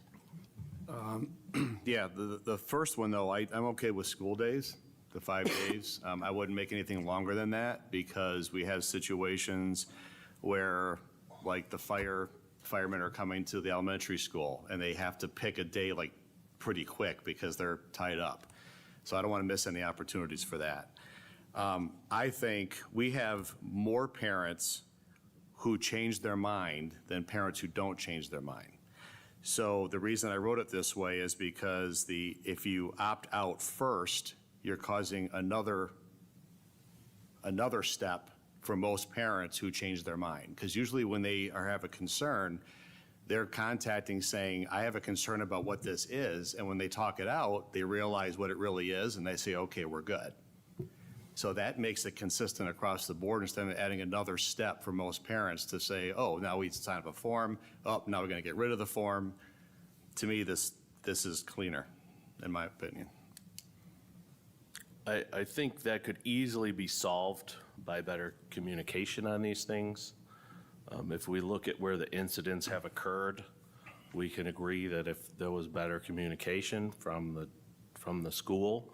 But even with great communication, there's still parents don't understand what's there sometimes. And so to have the conversation to get more transparency, which we're trying to do. You're automatically taking the position that we know better than the parent. That the policy is then being we know more than the parent of the thing that we're providing, that we're providing it. Why wouldn't we know more? I don't understand that. If a parent hears the whole transparent and then says, no, I don't want to, then they opt out. It's not a problem. But we're the one providing the activity, so we want to make sure that we're providing the activity. So you're going to tell the parent about the activity and then require that they reach out for some conversation before you're going to allow them to opt out. I gave the best explanation I could. This is my recommendation. Is that how this policy would be interpreted? So I'm a parent. That's for you guys to decide. Well, that's why I want clarity, because we've already at this table said there's a lot of ambiguity here. I'm trying to remove that for the sake of our administrators who have to carry this out. And so to tell a principal, if a parent opts out, you need to go have a conversation with them before you give them an opt-out form is wild. And to take the position as the school district that we know what's better for a child than their own parent. That is not what Mr. That's Minsker not said. at all what he's saying. That is not what he said. He did not say that the decision is with the parents. That is not what Mr. Minsker said. What I said was, we know more about the activity that we're planning, not that it's best for the parent. The parent can always opt out of it, but we have all the information on the activity. We want to make sure we're transparent and tell the whole story about what the activity is. So And let's, sometimes when you put it in writing, it doesn't always clear to the parent. so let's walk through this. I'm a parent. I get an email from the principal that says, we have an assembly Friday, October 1st on ABC. And I decide I don't want my child to participate in that. What are my next steps? They contact the school, the principal or the teacher, and say that I'd like to opt out. And then, Then they'll have a conversation, and the principal will send the opt-out form if the parent wants the opt-out form. what if I work Monday through Friday, 9 to 5? The And conversation I can don't- also happen via email, right? It doesn't have to be a voice or an in-person. It says, we'll discuss the opt-out to ensure complete transparency. It doesn't say how that has to happen. It can be by email communication. If a parent emails and says, I want to opt out, the teacher or principal can send the opt-out form with instructions on how to submit it. I think they should first of all, I think the parents should receive the opt-out right off the bat. Now, if they don't, and they're requesting an opt-out, they should receive that opt-out immediately, not waiting for a response, not waiting for a follow-up, not waiting for a phone call. We already have a turnaround time of 72 hours here, and so now we're saying in that 72 hours, the parent's not gonna get what they need until they have a conversation or whatever this ambiguous event is we need to occur before we're going to give them an opt-out form. That is not okay. That is not putting the child first. That is not putting the parent first. We need to provide the opt-out immediately. And if you're saying most parents are opting out and then opting back in, that is 100% a communication issue. If we can't communicate the value of these assemblies to parents. And it's also a lack of trust because this community has seen these go sideways. So I expect we're going to have an opt-out policy that is very clear, not ambiguous, puts the parent and the child first. Mr. Minsker, I'm assuming Mr. Scott contacted you since the committee meeting, because he said he would work with you on this. I'm assuming he contacted you and talked to you all through this before tonight?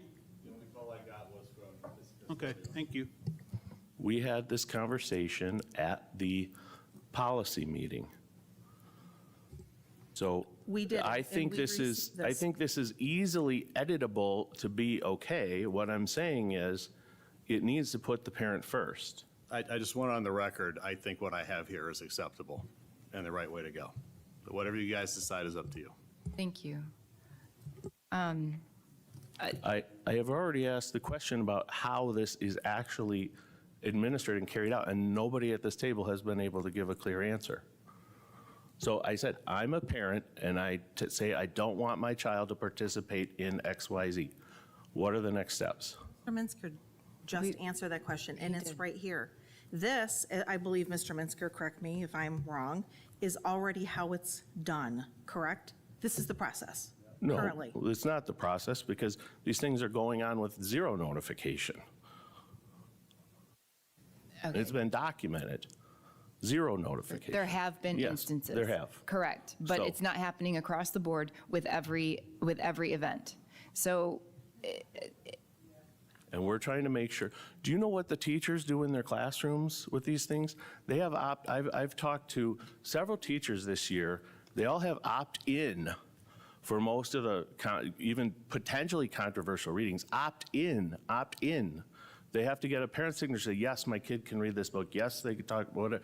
You know, they go above and beyond, but we're saying that the building administrators are somehow don't have to do that, and they can just be lackadaisical about it? Why? I want to correct you, Mr. Scott. The reading information came out of a conversation a couple years ago, that was an issue that was brought to the board, and that's how we addressed it, to make sure parents would know exactly what we were putting in front of their kids.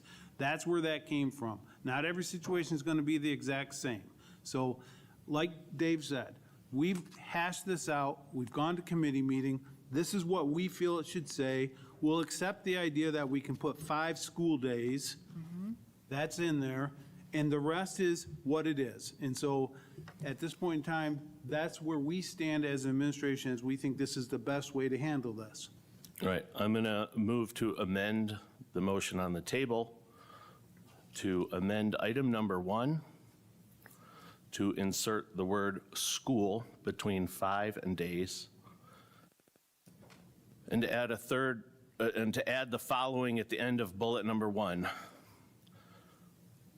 It's to remove the period and say, and include a standard opt-out form, period. So number 1 would be written to say, the building or district will communicate the specifics of the activity to parents/guardians at least 5 school days prior to the activity, period. Information will include the date, time, purpose, and description of the activity, comma, and include a standard opt-out form. Okay, motion on the table to amend the current motion regarding the opt-out policy. Motion to amend is brought forward by Mr. Scott. Support. And Mr. Keller supports. Is there any discussion on the motion to amend to add the word school for 5 school days and to add at the end of the sentence, the last sentence of item number 1, and include a standard opt-out form? I just want to comment. So I appreciate, again, Mr. Minsker putting this together. I do recognize his concerns, and I think they're valid with respect to, again, having that communication piece, but I also can appreciate Mr. Scott's sentiment, and as a parent myself, you know, if we have between 5 days and the 48 hours or 2 days, I think that could be a difficult window for everyone to navigate around. And I know in the last meeting, I also expressed similar concerns about requiring a conversation. I agree with Mr. Scott that we should honor the request first and then let's have the conversation. So, you know, for me, I support this amendment. I have a question operationally. Is it, I mean, if it's a standard opt-out form, there would be no issue in sending that form with information about a field trip or event or whatever, if we're using a consistent opt-out form, correct? Like if it's, they're not opt-out forms that are specific to an event or some, I'm just thinking logistically, right? It's like, is there any reason why we wouldn't have an opt-out form available at least 5 days prior to an event? Like, I can't think of a reason. I just wanted to make sure operationally that it would still be feasible to accomplish. All right. Any further discussion on the motion to amend? Okay, hearing none. Mr. Gogolewski? Yes. Mr. Campbell? No. Mr. Shaw? Mrs. Shaw, sorry. No. Mr. Keller? Yes. Mr. Scott? Yes. Ms. Custodio?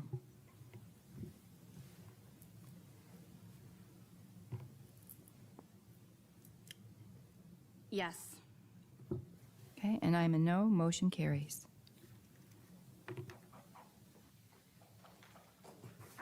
4-3. I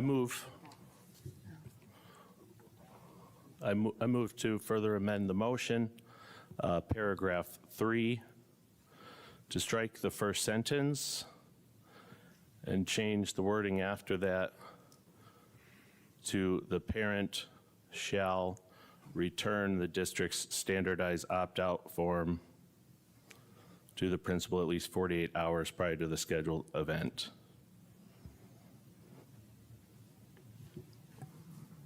Mr. Scott, if I tweak that as a suggestion, do you want it consistent with number 1? You strike the 48 hours, you do 2 school days? I think that works better, given the weekend scenario we discussed, yes. So I'll remake the motion to strike the first sentence in the bullet point 3, and after that, it would read, the parent shall return the district standardized opt-out form to the principal at least 2 school days prior to the scheduled event or program beginning. I can support being 2 school days, but having a conversation between parent, guardian, and teacher, principal, I think is an important step that we're missing. Again, communication, transparency. We don't want students to miss out, right? We should be encouraging communication. We should be not requiring, we should be encouraging it.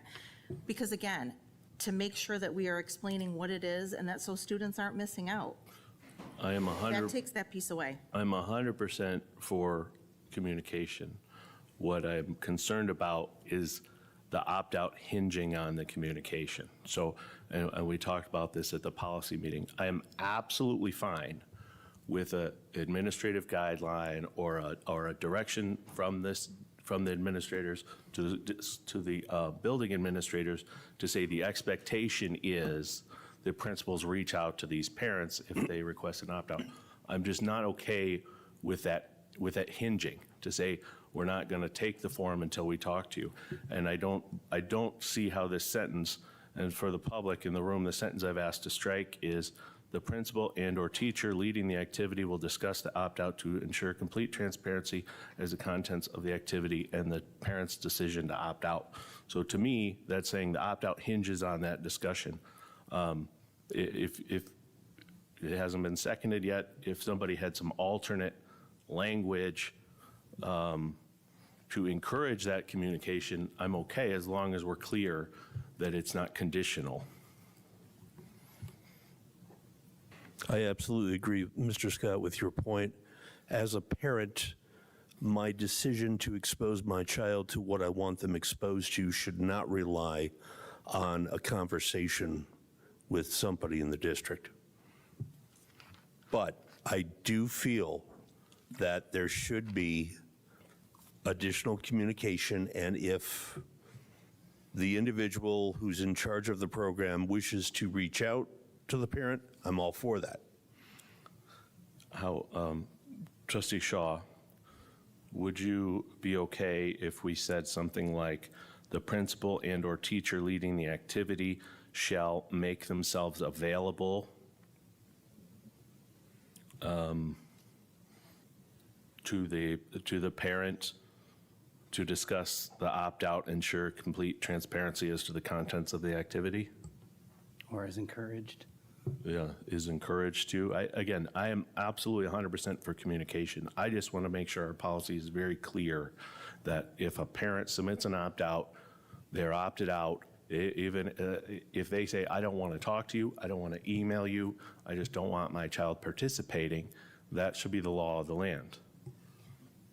Now, Okay, so should they get an email or a call from the principal or the teacher saying, hey, Mrs. So-and-so, I just want to let you know I've received your opt-out.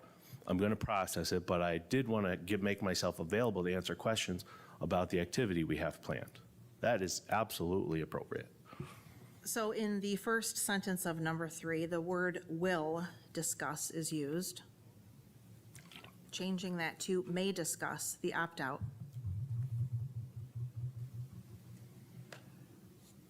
As long as there's no intent of carrying out, it being contingent upon, I'm fine with whatever language is used. I mean, I'm fine with the language that's here. However, if changing the word from will to may discuss, it, makes it so that it is not a requirement. I'm fine with that. I think that's a good I would love compromise. to hear Mr. Mintzger's or Mr. Hughes's opinion on changing that. I didn't think so. So my motion has not yet been seconded, I don't believe, so I will make a new motion. I will restate it. So I move to alter bullet point 3 to change the word will to may in the first sentence, and alter the second sentence to read, the parent shall return the district's standardized opt-out form to the principal at least 2 school days prior to the scheduled event or programming beginning. Beginning, I did it again. Okay, but if we're saying communication can be by email, and we're sending a standard opt-out form. There's already that communication. If they don't want to discuss it, then they can make that known at that time with that email. Correct? Am I understanding this correctly? That would be communication? I think so. Okay. Good, yeah.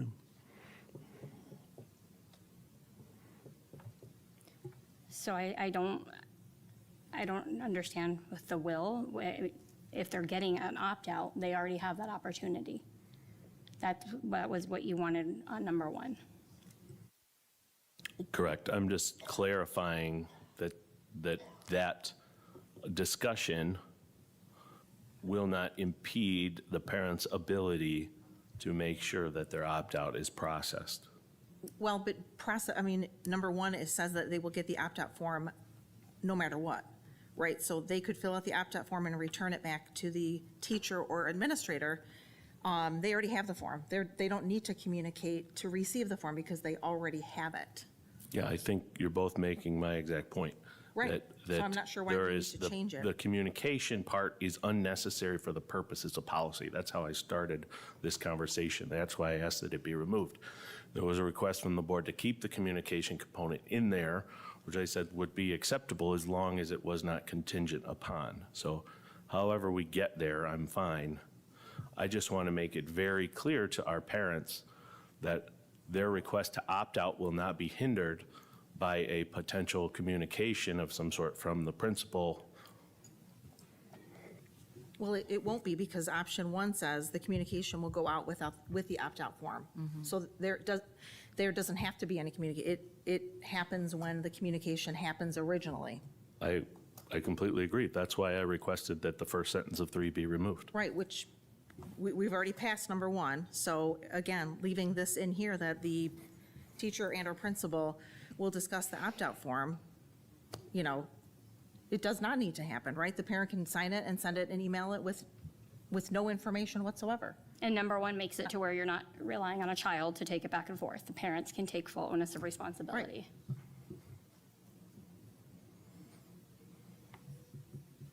So I do not support striking out that first sentence.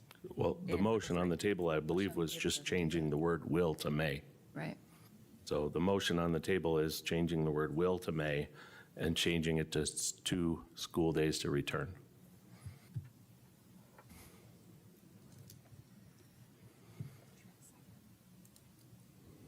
Okay, so there's a motion to amend. I'm sorry, Mr. Keller. Support.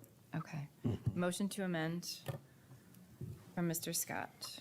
Second amendment to this policy, as he stated, is supported by Mr. Keller. So we're looking at specifically item 3 in the top section of this policy. We would change the word will to may in the first sentence. In the second sentence, it would then read, correct me if I'm wrong, the parent shall return the district's standardized opt-out form to the principal at least 2 school days prior to the scheduled event or program beginning. Yes. Is there any additional discussion regarding this second amendment to the policy? Hearing none. Mr. Gogoleski? Yes. Mr. Campbell? Yes.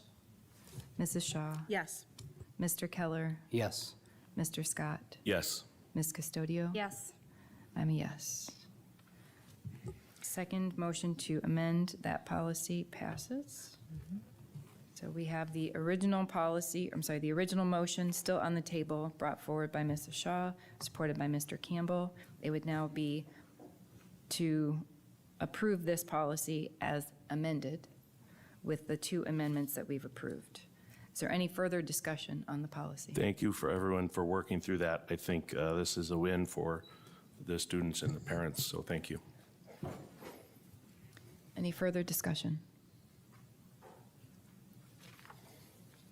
Moving forward with the vote on the original motion to approve the opt-out policy as amended with the 2 amendments. Mr. Gogoleski? Yes. Mr. Campbell? Yes. Mrs. Shaw? Yes. Mr. Keller? Yes. Mr. Scott? Yes. Ms. Custodio? Yes. And I'm a yes.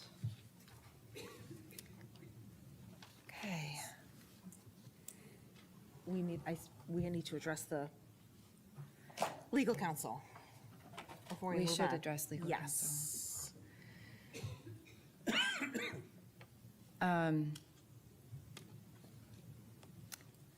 Procedurally, I'm not sure of the best process to do this. You'd have to, the motion needs to read that I would like to, or I motion that we, or I move that we set aside board policy I'm ready.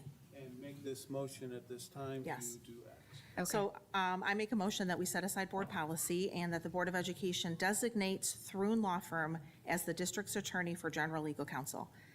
I have this written down, Kristen, I can send it to you. Thank you. You know, again, we have an organizational meeting in July, so we need to make sure that we're designating Thrun as our general legal counsel here tonight so that we can move the business of the district forward. Okay, I have a motion on the table to set aside board policy to designate Thrun as our primary legal counsel. Is there a second? Second. So it's brought forward by Mrs. Shaw, supported by Mr. Campbell. Is there any discussion on the motion?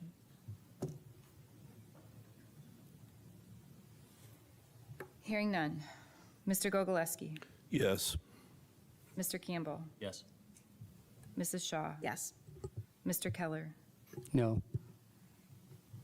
Mr. Scott? No. Ms. Custodio? Yes. And I'm a yes. Motion passes.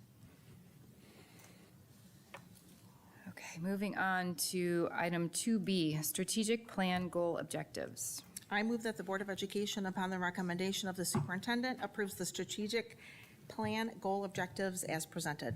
Support. Okay, motion by Mrs. Shaw, supported by Mr. Campbell. Is there any discussion on the motion? Yes. One of the issues I've had in past years regarding the goals that were put forth as actual district goals, to me, were not goals at all. They were simple task items to be completed. And I'm seeing a carryover of that strategy in this first-year strategic plan goal objectives list. And that, I don't consider a task that has to be done and achieving that task as a goal, as a solid goal for this district. If it should be done, do it. How do we measure the effectiveness of it? That's what we should be looking at.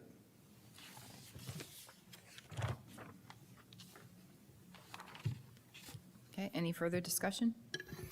Yeah, I just make a couple comments. I know I gave most of my thoughts at the last meeting, so I won't necessarily belabor those, but I don't see any changes from the previous meeting, so it looks like any of the feedback that was offered was not incorporated in this. So, you know, I have some hard times trying to accept these. I do appreciate the team put this together as a first pass to try to put some objectives out there. But again, I think it needs to go a little bit further.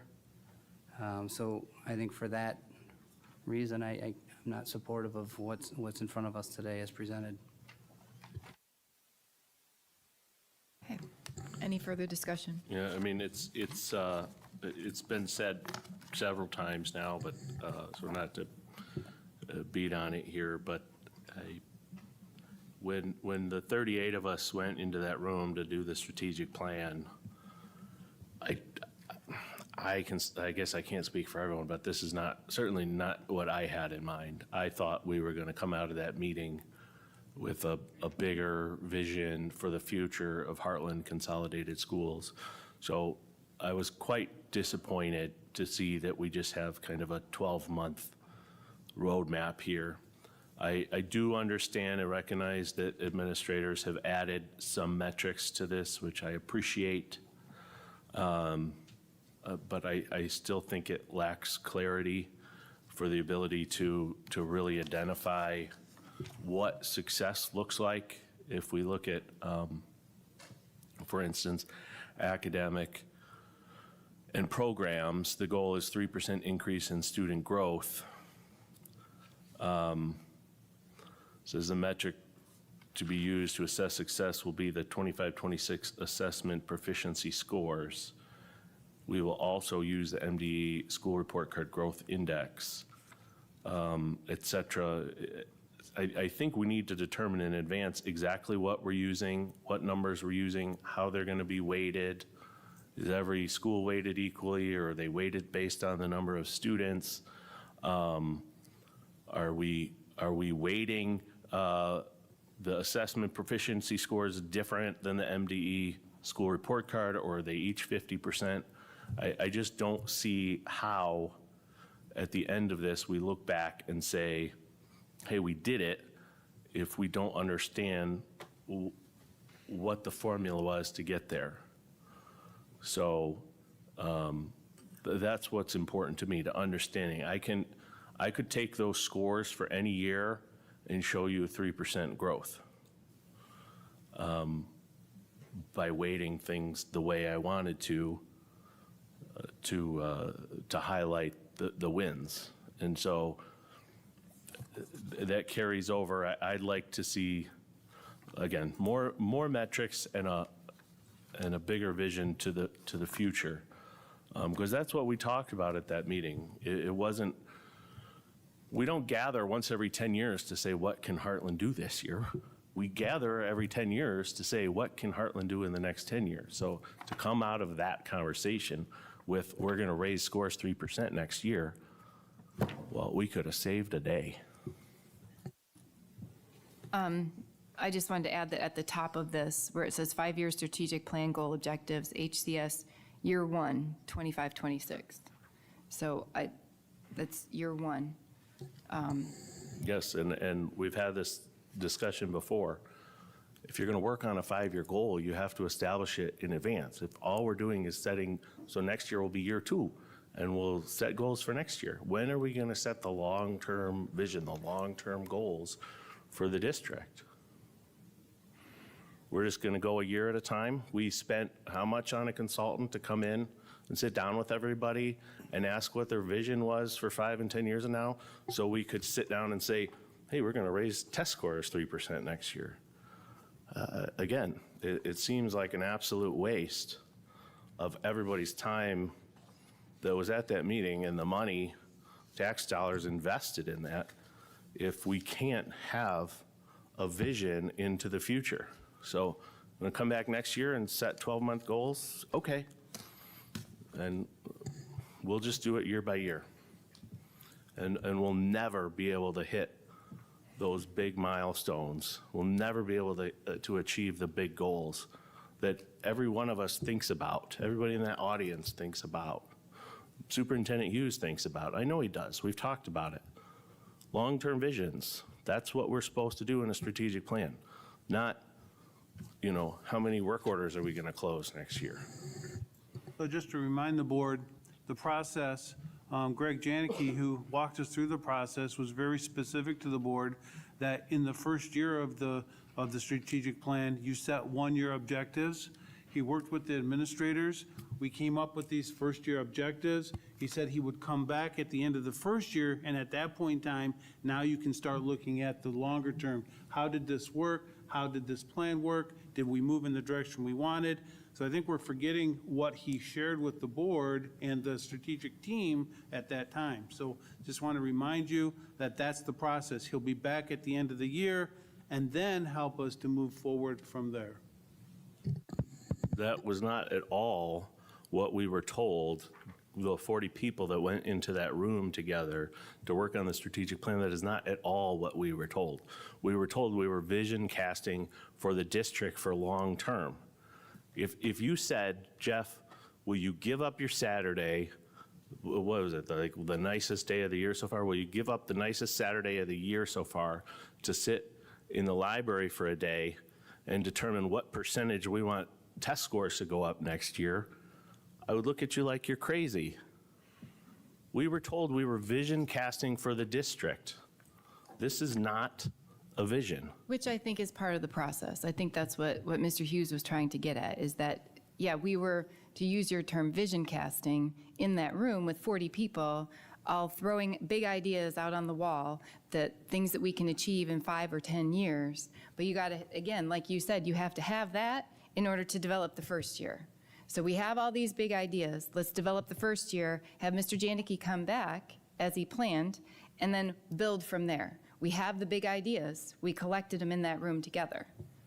And then this is where we start, and then we build from here. So I don't think those ideas have been forgotten or dismissed.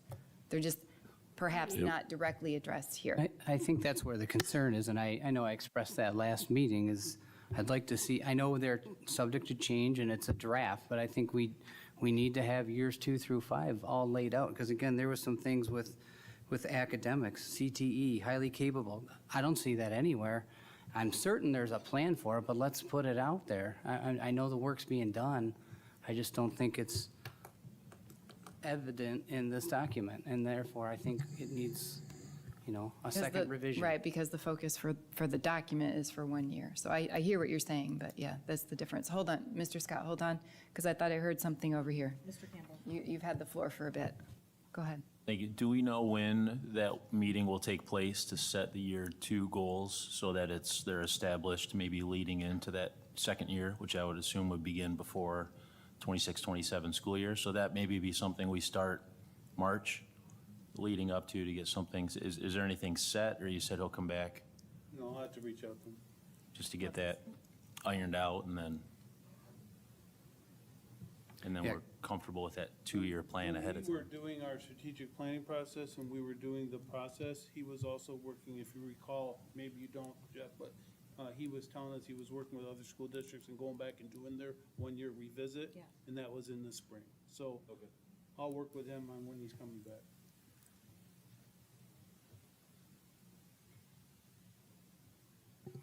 Yeah, I mean, this reads like, it reads like our goals for the superintendent for the 25-26 school year. It doesn't read like a strategic plan. There's just no way to argue that. We can say, the whole idea the whole time was to do it next year. We can go back and look at meetings and look at proposals and what was said and emails that were sent. There was nothing in any of that communication to the parents and teachers and staff and board members who gave up their day to do the strategic plan, that this was just for the next 12 months on what we can do with, work orders. The fact that everybody, we had thousands of responses from residents, from community members, all that energy, all that positive momentum to say, all right, guys, literally thousands of hours invested. Guess what we came up with? Are you ready? 3% growth on standardized testing scores. Okay, do you have another point that you need to make? I've made my point. Okay, perfect. Anybody else? No, they think it's funny, but. I do not think it's funny. No, it's not funny, it's frustrating. We do not. It really is. Funny. We've had for how many years these bogus plans put in front of us, talking about, well, if we do this and we get this number, we've hit a goal. I'm sorry, looking at some of these metrics here, they're not metrics. There is a difference between a goal, objective, and a metric and a task. I see a lot of tasks. It's not funny. There's nothing funny about this. We have wasted taxpayer money. We have wasted countless time of this board, of parents, of community members, of staff for what's in front of us. Well, with having It is said not that, then, funny. I think we're done with discussion here, then? We should move on Well, to I a don't vote if we're not I into really- wasting time. I really don't appreciate the two administrators are sitting at the table trying to accuse some board members of finding humor in But what's your in front of us. delivery of that last statement before the administrator said anything was intentional for a laugh. No, it's You not. played to the audience. You didn't look at any of us at the table. You played to the audience who you knew would react. So you're making a joke out of this as much as anybody might be. I'm not making a joke. Hearing no further discussion, let's move on with the vote. Strategic plan goal objectives. Motion brought forward by Mrs. Shaw, supported by Mr. Campbell. Mr. Gogoleski? No. Mr. Campbell? Yes. Mrs. Shaw? Yes. Mr. Keller? No. Mr. Scott? No. Ms. Custodio? Yes. I'm a yes. Motion carries 4-3. Moving on to item 2C, welding booth purchase. I move that the Board of Education, upon the recommendation of the superintendent and the chief financial officer, approves the welding booth purchase as presented. Support. Motion by Mrs. Shaw, supported by Mr. Keller, welding booth purchase. Mr. Hughes? Mr. Trahey has been patiently sitting back yonder way. Mr. Marino is here to approve this. So if there are any questions, I think it's well worth approving this expenditure that, so the community understands this was a grant. Mr. Trahey wrote for the grant. It's his second time getting the grant, and this is going to benefit our auto program. So unless there's questions for Mr. Trahey, he's here, he can answer them. We think it's definitely worth approving tonight. I don't have any questions for Mr. Trahey. I know I can't see where he's sitting, but I just want to thank him for inspiring and catapulting my son, who is now enrolled in the heavy equipment mechanic repair program at Lansing Community College. Thanks to Mr. Trahey's class and, getting his, I think, passion for what he plans to do with his career. So I'm excited to see that we're adding something additional. So yeah, thank you so much for providing this opportunity. Getting a grant 2 years in a row is no small feat. So thank you for all of your efforts, and I am happy to say yes. Can I just add really quick? I just wanted to say thank you to Mr. Trahey. He's really hustled these last couple years. He's been here getting grants to get some really, really cool stuff in the auto shop. And as a parent of a little gearhead that's just kind of starting off in that, very appreciative for that and everything you do for the program.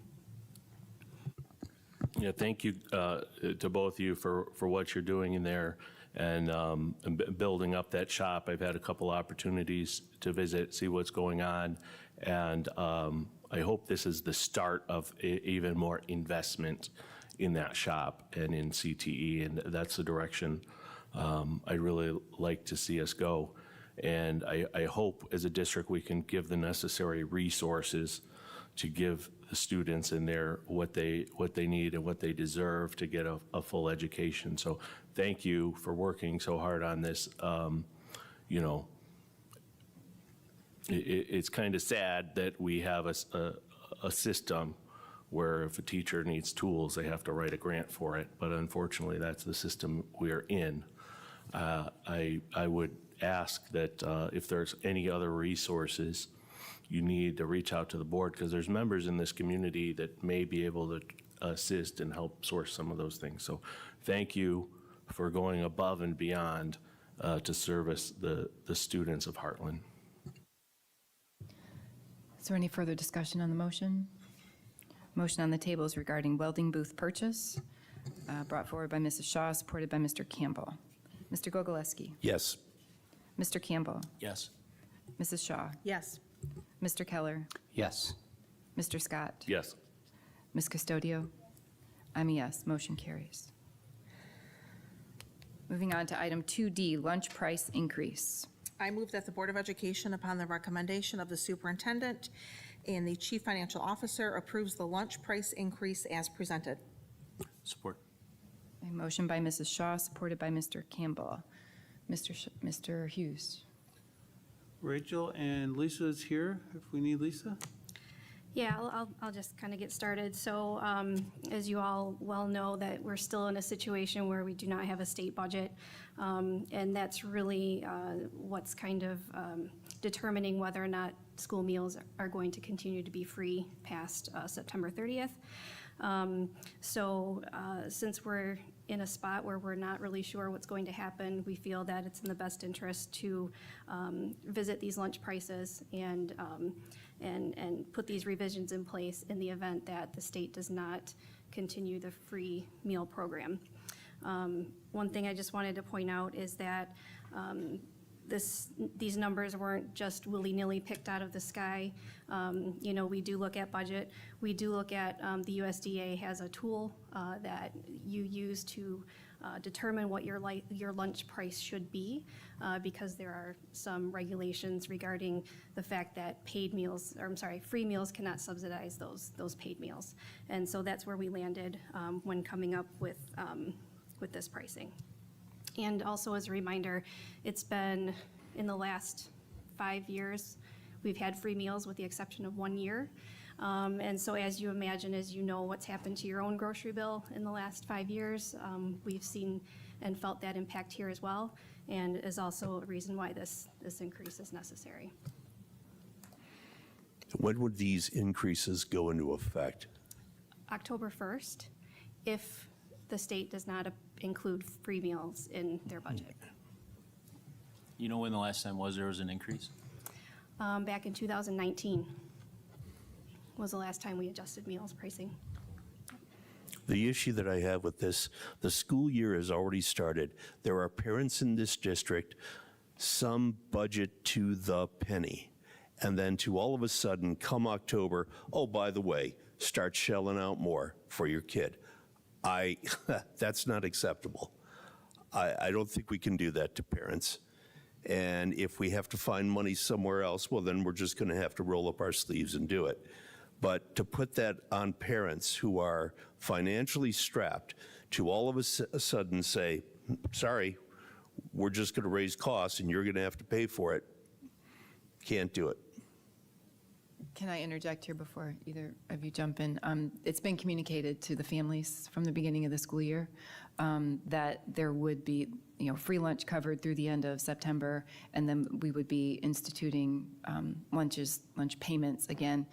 For those families that do budget, yes, it's a hit, and I hear what you're saying, but there are also still free and reduced lunches available through other programs beyond what the state says. If the state is mandating, if they're saying that there's going to be free lunches for everybody, then those other programs aren't necessarily in place or acted upon, but there are still the free and reduced lunch programs. Am I correct? Yes. Yeah, Well, that may be true, but what I'm talking about is the parents that are maybe not quite on the brink of being eligible for that. They've budgeted, they've put money aside, and just for them to take the hit because a group of politicians can't get their stuff together, I can't go along with that.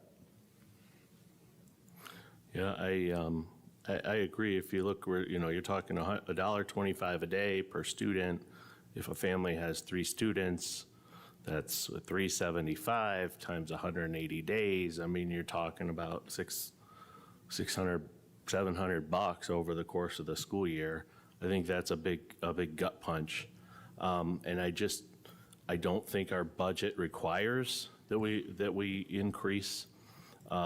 In a couple months ago, we passed a cafeteria budget which allocated $204,000 of incoming cafeteria funds to be transferred to the general fund so it could be used for other purposes.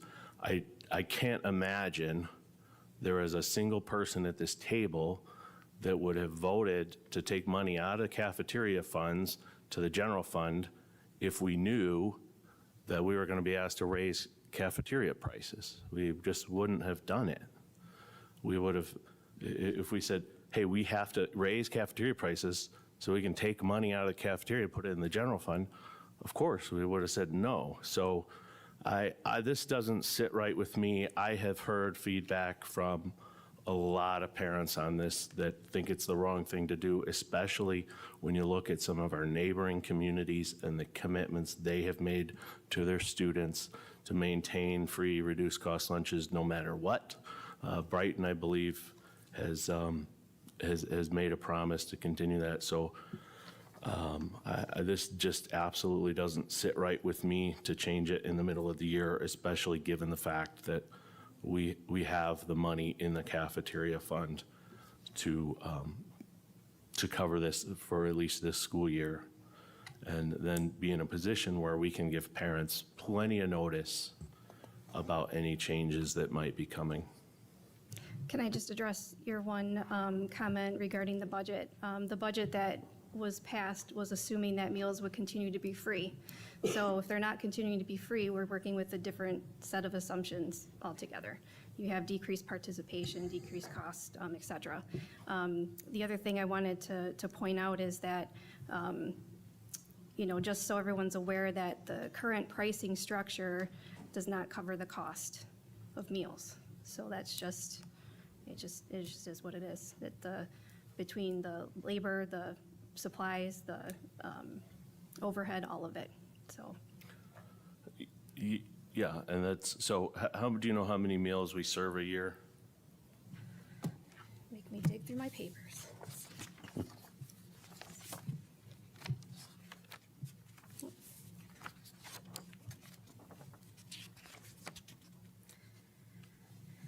So when the meals are free, last year we served, sorry, can't see, roughly 54,000 meals, lunches, and about 26,000 breakfasts.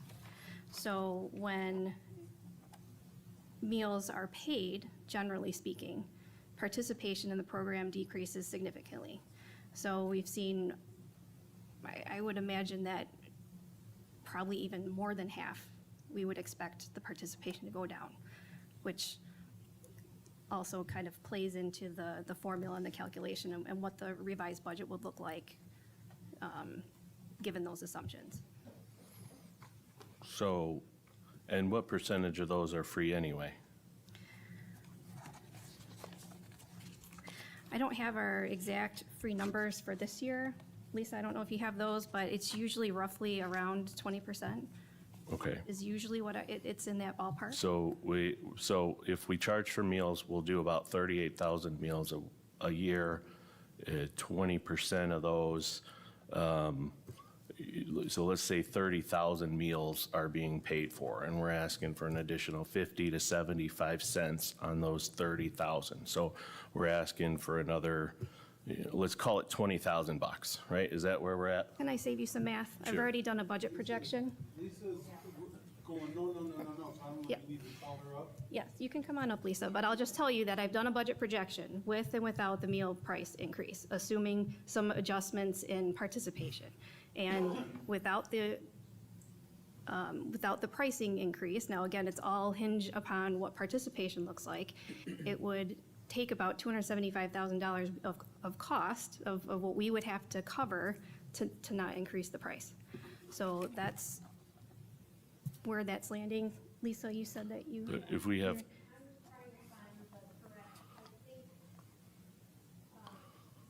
you're saying we have 20,000 meals, I'm sorry, 30,000 meals. I think you got a number from somewhere else. We served in school year 24-25, 478,000. Yep, sorry, that was a month. I was using the monthly number. Yes. Thank you. You're gonna be a little hard to go. Oh, you're gonna be a heart attack. 478,548 lunch meals and 228,928 breakfast meals. I can't tell you the exact percent of how many of those would have been purchased by free students. I have to go back and look at the meal claim. Use the microphone. Sorry, I can't tell you the exact percent of what, we have a 20% free and reduced meal rate, but all of those kids aren't the ones purchasing the meals. And I think they're also, maybe just from the standpoint of where I'm sitting out there, might have been a little confusion. What we're talking about is a price increase starting October 1st if the budget doesn't pass by the state aid budget. Even if, whenever the budget doesn't pass, the families have to start paying this school year, regardless of the price. So I have had parents call me and ask, what will the price be? Because we've been trying our best to let everybody know, and I have been telling them, well, it probably will increase because we're below the federal standard of what it's required to be. So to answer your question, parents have called when budgeting, and I have been giving them the scenario, if the price increases, this is what it will be. So based on the numbers, you're saying we're probably, if people have to start paying, we can expect probably to be serving about 30,000 meals, paid meals per month. So let's say 250,000 meals over the course of the school year that are paid for, because we'll have a significant reduction in the folks using it. So we're generating, with this change, we're looking to generate additional revenue somewhere of about $150,000. Is that correct? I'm not doing your math, but I can tell you with a budget projection, with decreased participation, the program just about breaks even with the price increase. Without the price increase, you're looking at about $275,000 that the district needs to cover. Right, but that is including the $204,000 that we are planning to remove from our cafeteria fund and put into our general fund. Nope, that number changes because it's all based on cost. That number is driven by cost. And it's a function of a percentage of the total cost minus your capital outlay. And that's a charge for, to account for the overhead that is involved in running the program. It's something that we've done every year. We've done, but it's not required. It's not required, but it's a way to, So- be able to charge that to I account for don't some of think- those costs.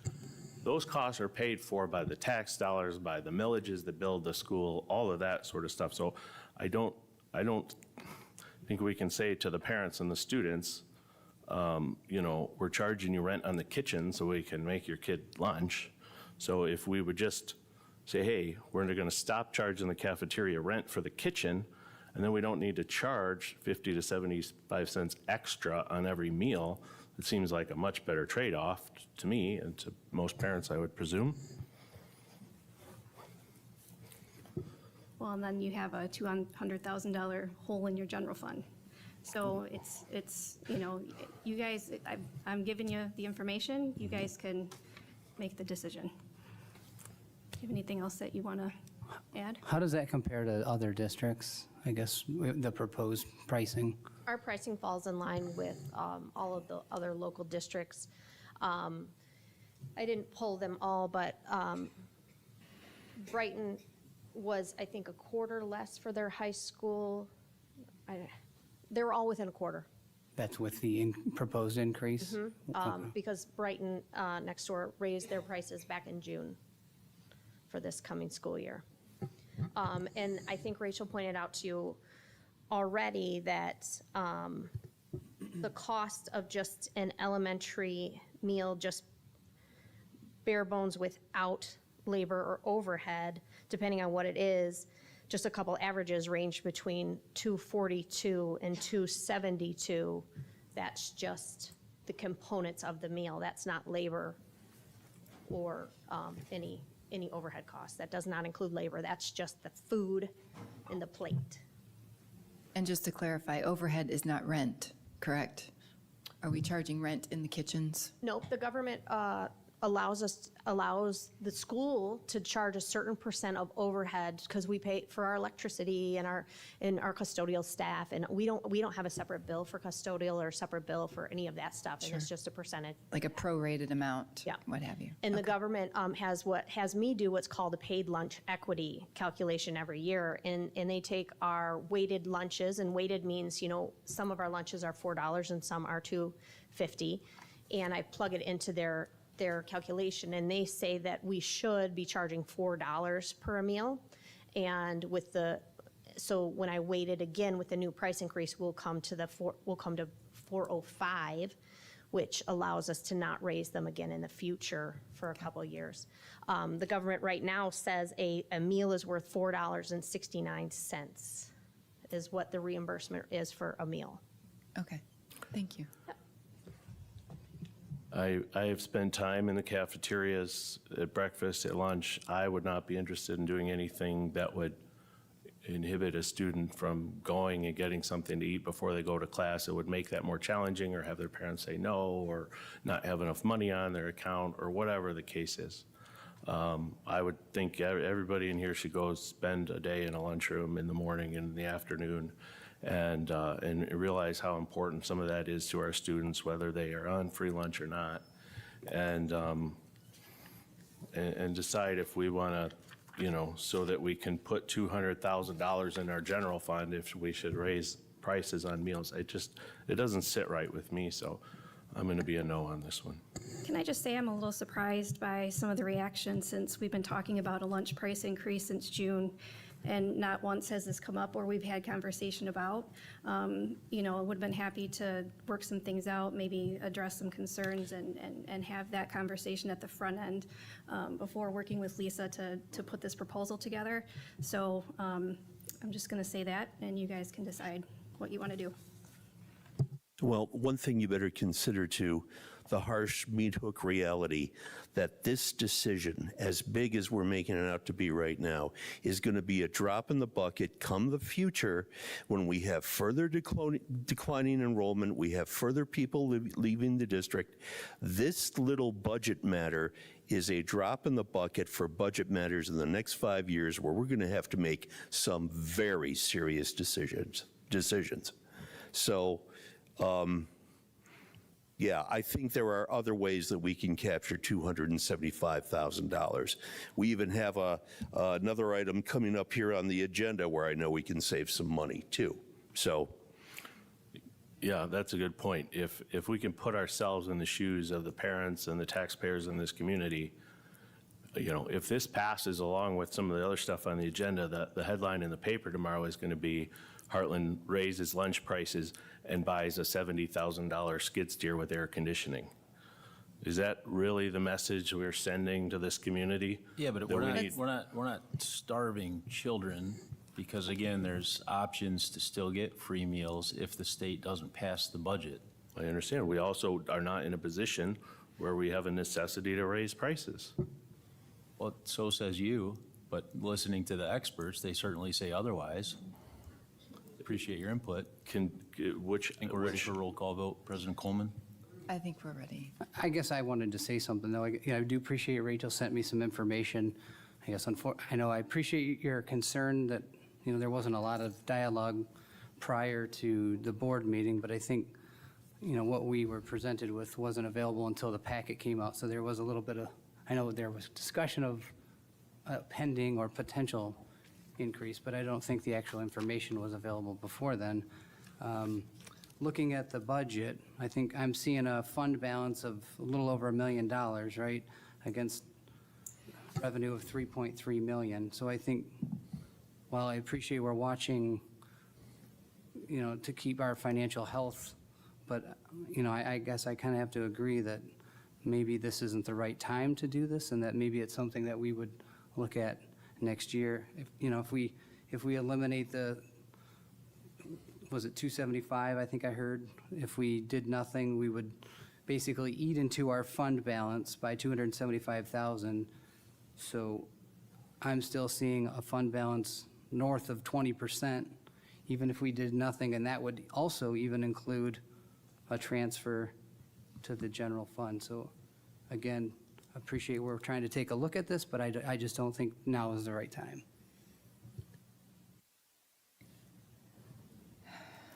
Hearing no further discussion.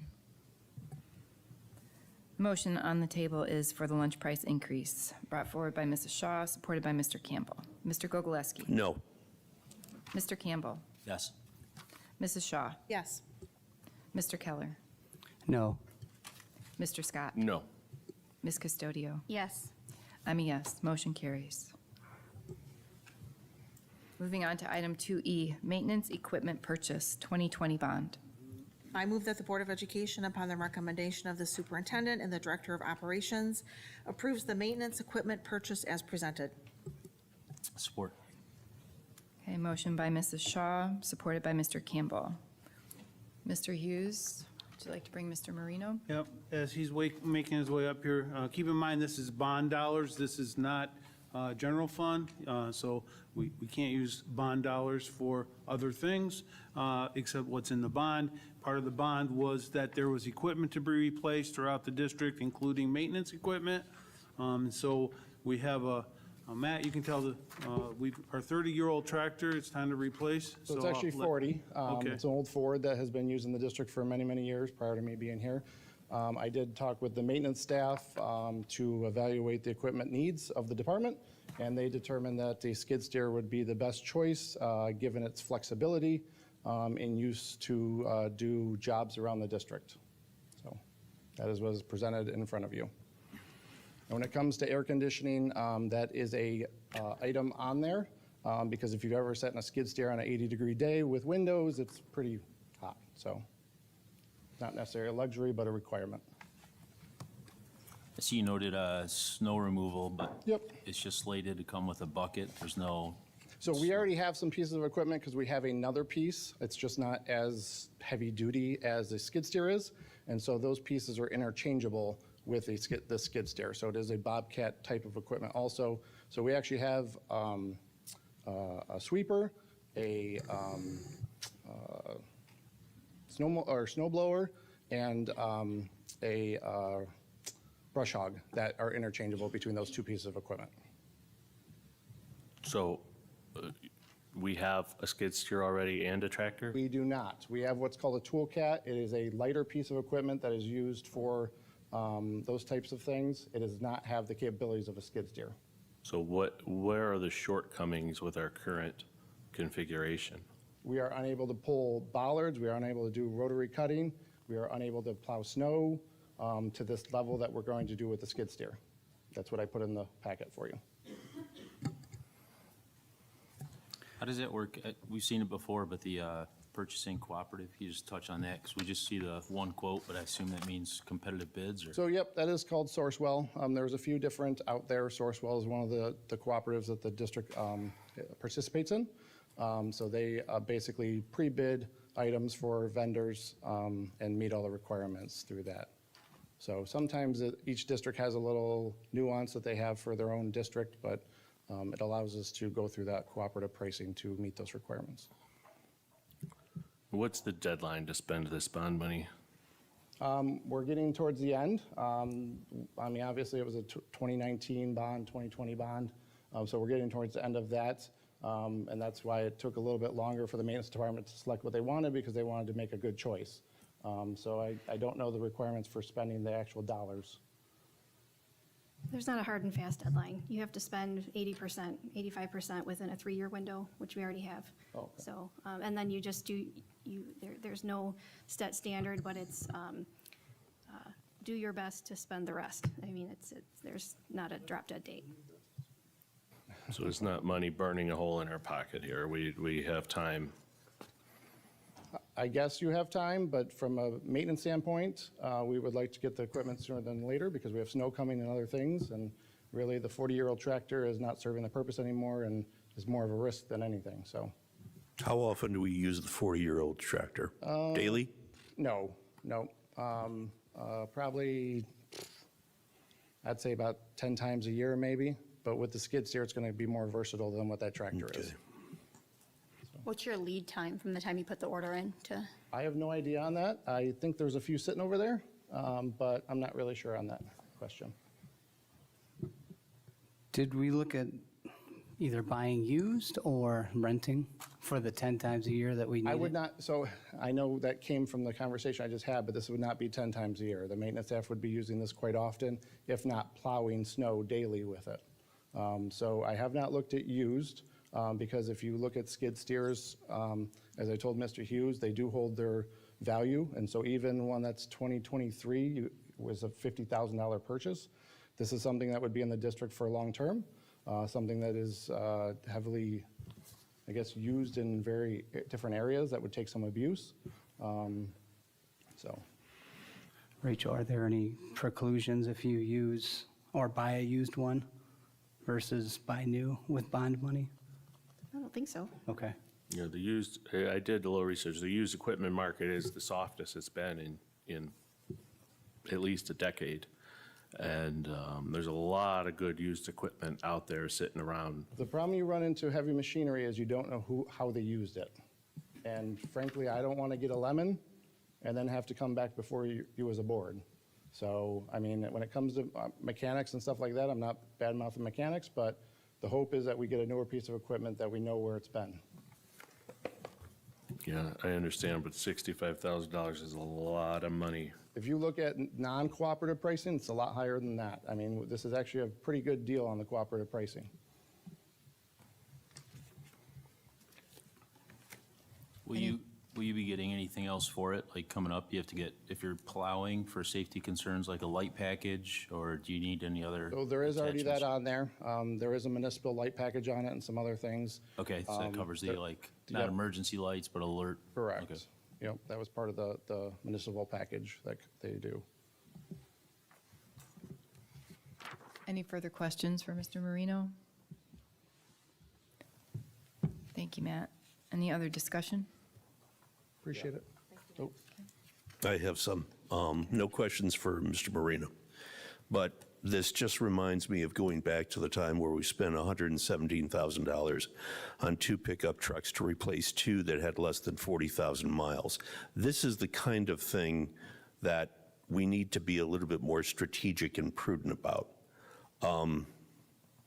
I think there's some other options that we should explore here with this, whether or not it's bond money or not, just to show a little bit more care in terms of the monies that we are in charge of. Can I speak to that? Yes.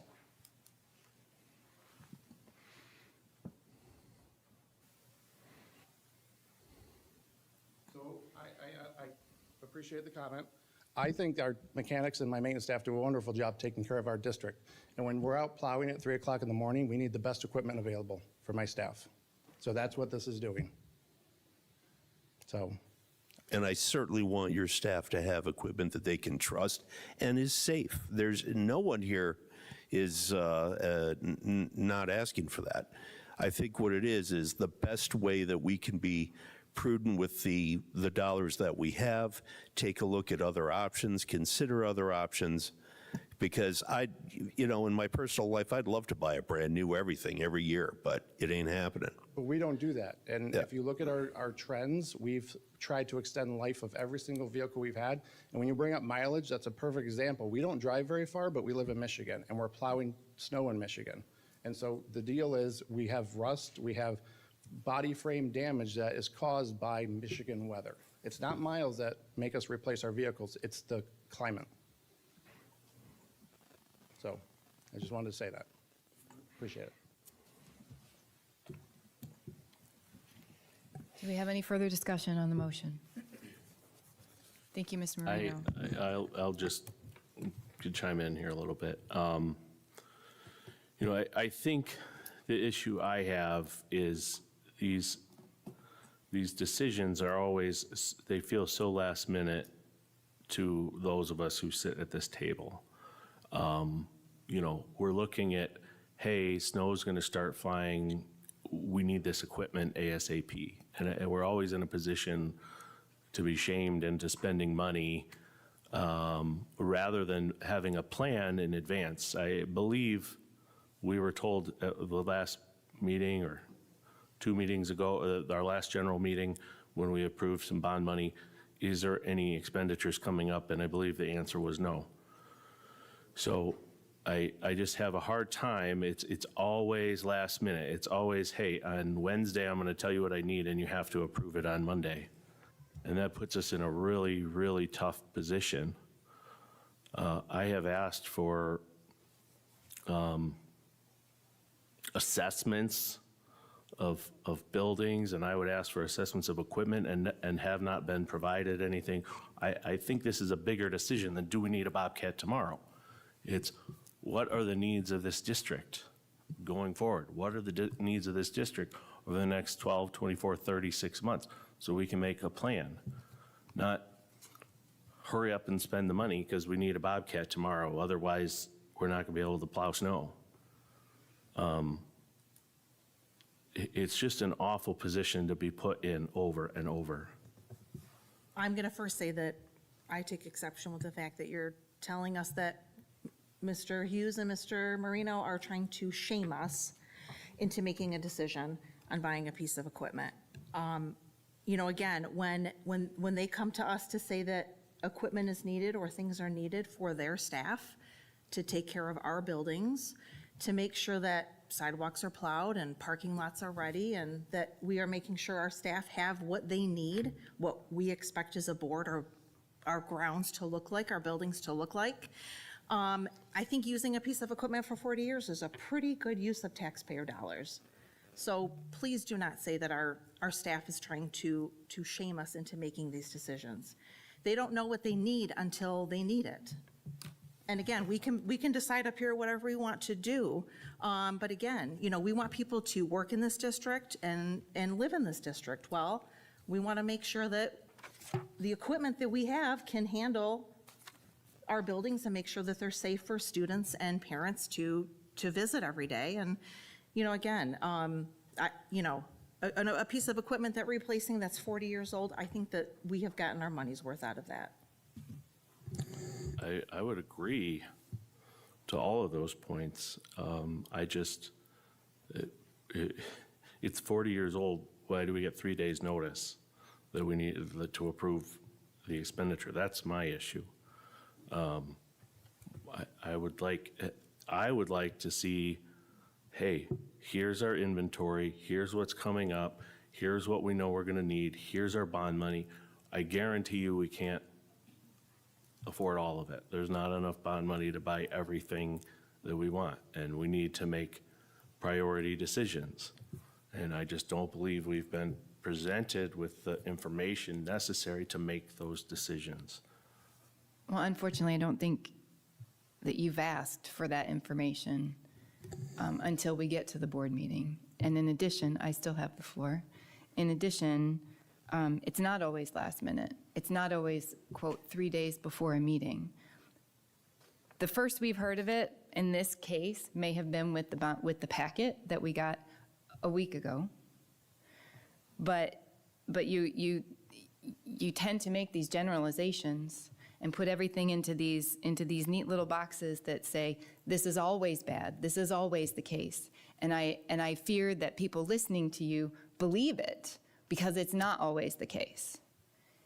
I have faith that Matt and his team did prioritize, that they did take a look at what do we need. Oh, we already have pieces we can get more use out of this machine if we invest in this piece of equipment because we can do more with it because of what we already have. So, I mean, I don't think the decision was made lightly. I don't think they were like, hey, let's throw this by the board and see if we can spend 65 grand. And I hate that you insinuate and you imply that that is what's happening. I really wish that you would take more care with your words to understand that this was a careful decision and that it wasn't just, let's see if we can slip this one by him. Does anybody else need the floor before Mr. Scott has it again? Because he's already spoken 3 times on this. Go ahead, Mr. Keller. Yeah, I guess I do want to make a comment because I know in the past I've also made requests to please provide as much time on these as possible. And I think it's a valid point, right? If something's 40 years old, why weren't we talking about it a year ago when it was 39 years old versus only getting 3 days? So I do think that there's some validity into a concern that we get, and it's not a full week. It's, the day we get the packet, which is Wednesday or Thursday. So again, we don't have a lot of time. And I know specifically that at the last regular meeting, I asked, trying to prepare myself for what questions do I need to ask for maintenance or whatever else bond funding might come in front of me. I specifically asked, is there anything else or anything on the radar of things that we're going to be asked to approve? Because I wanted to have additional time to discuss it. I know specifically that the answer was no, and I think that's the frustration.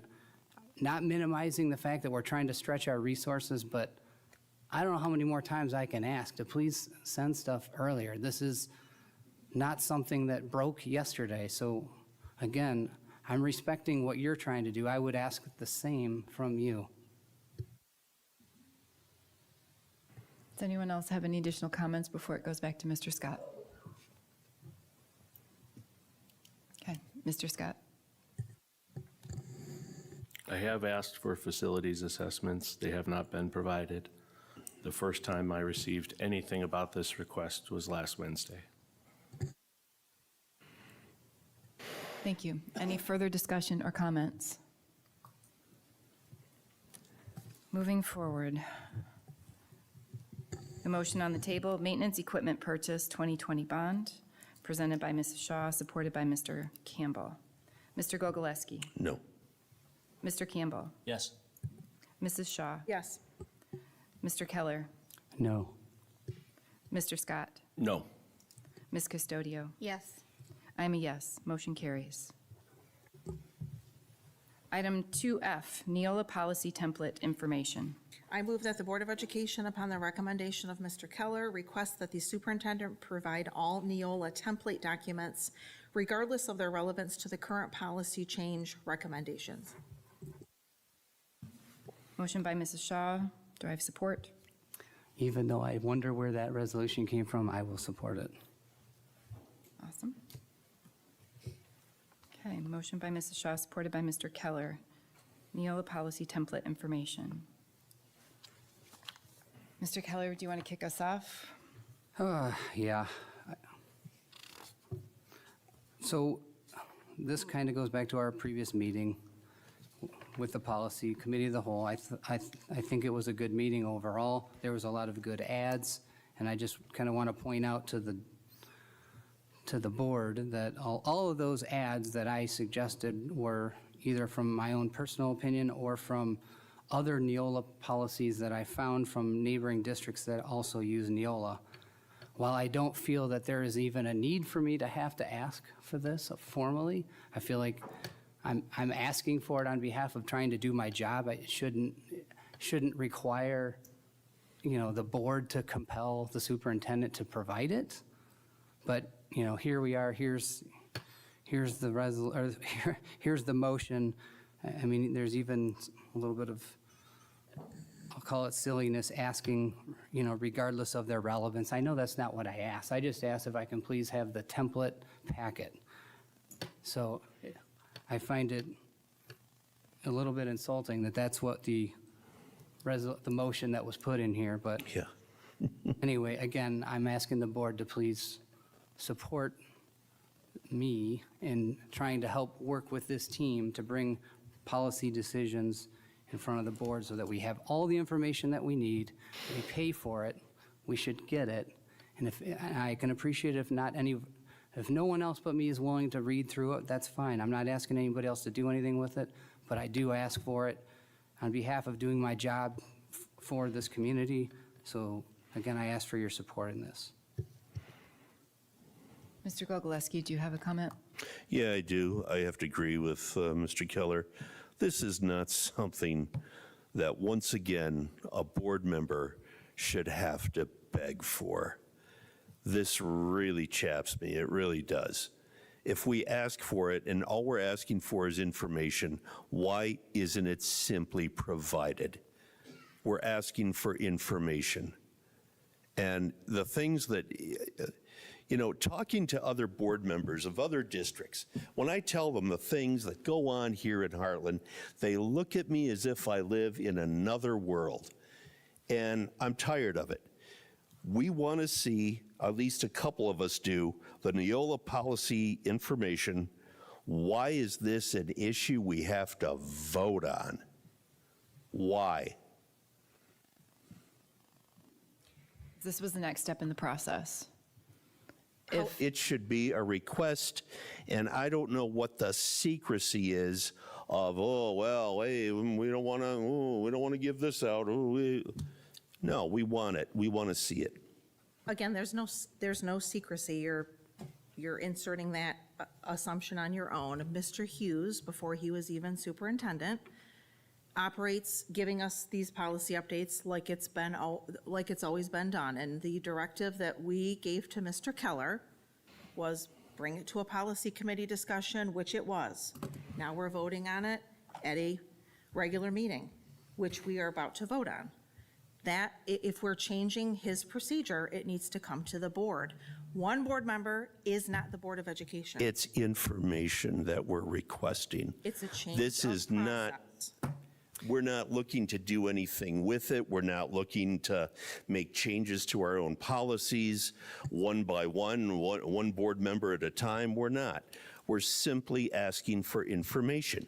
And it's another roadblock that we get.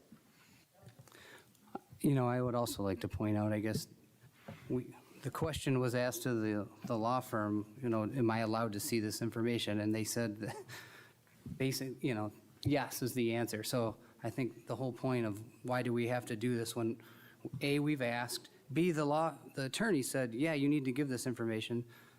Again, I think it's ridiculous that we even have to make this motion, but if that's the way we have to operate to do business. No one's looking to make any kind of changes with this information. We simply want to see it. Who cares if we see it? I don't get that. I don't know what policy or, the way we've always done things, which is a term that throughout this district goes way too far. I don't understand that. And it's the kind of frustration that brings us to a 10 o'clock board meeting where we shouldn't be talking about this right now. You have the floor. So to add some context here for those who are kind of trying to follow along, the district it pays a third party to provide policy updates twice a year.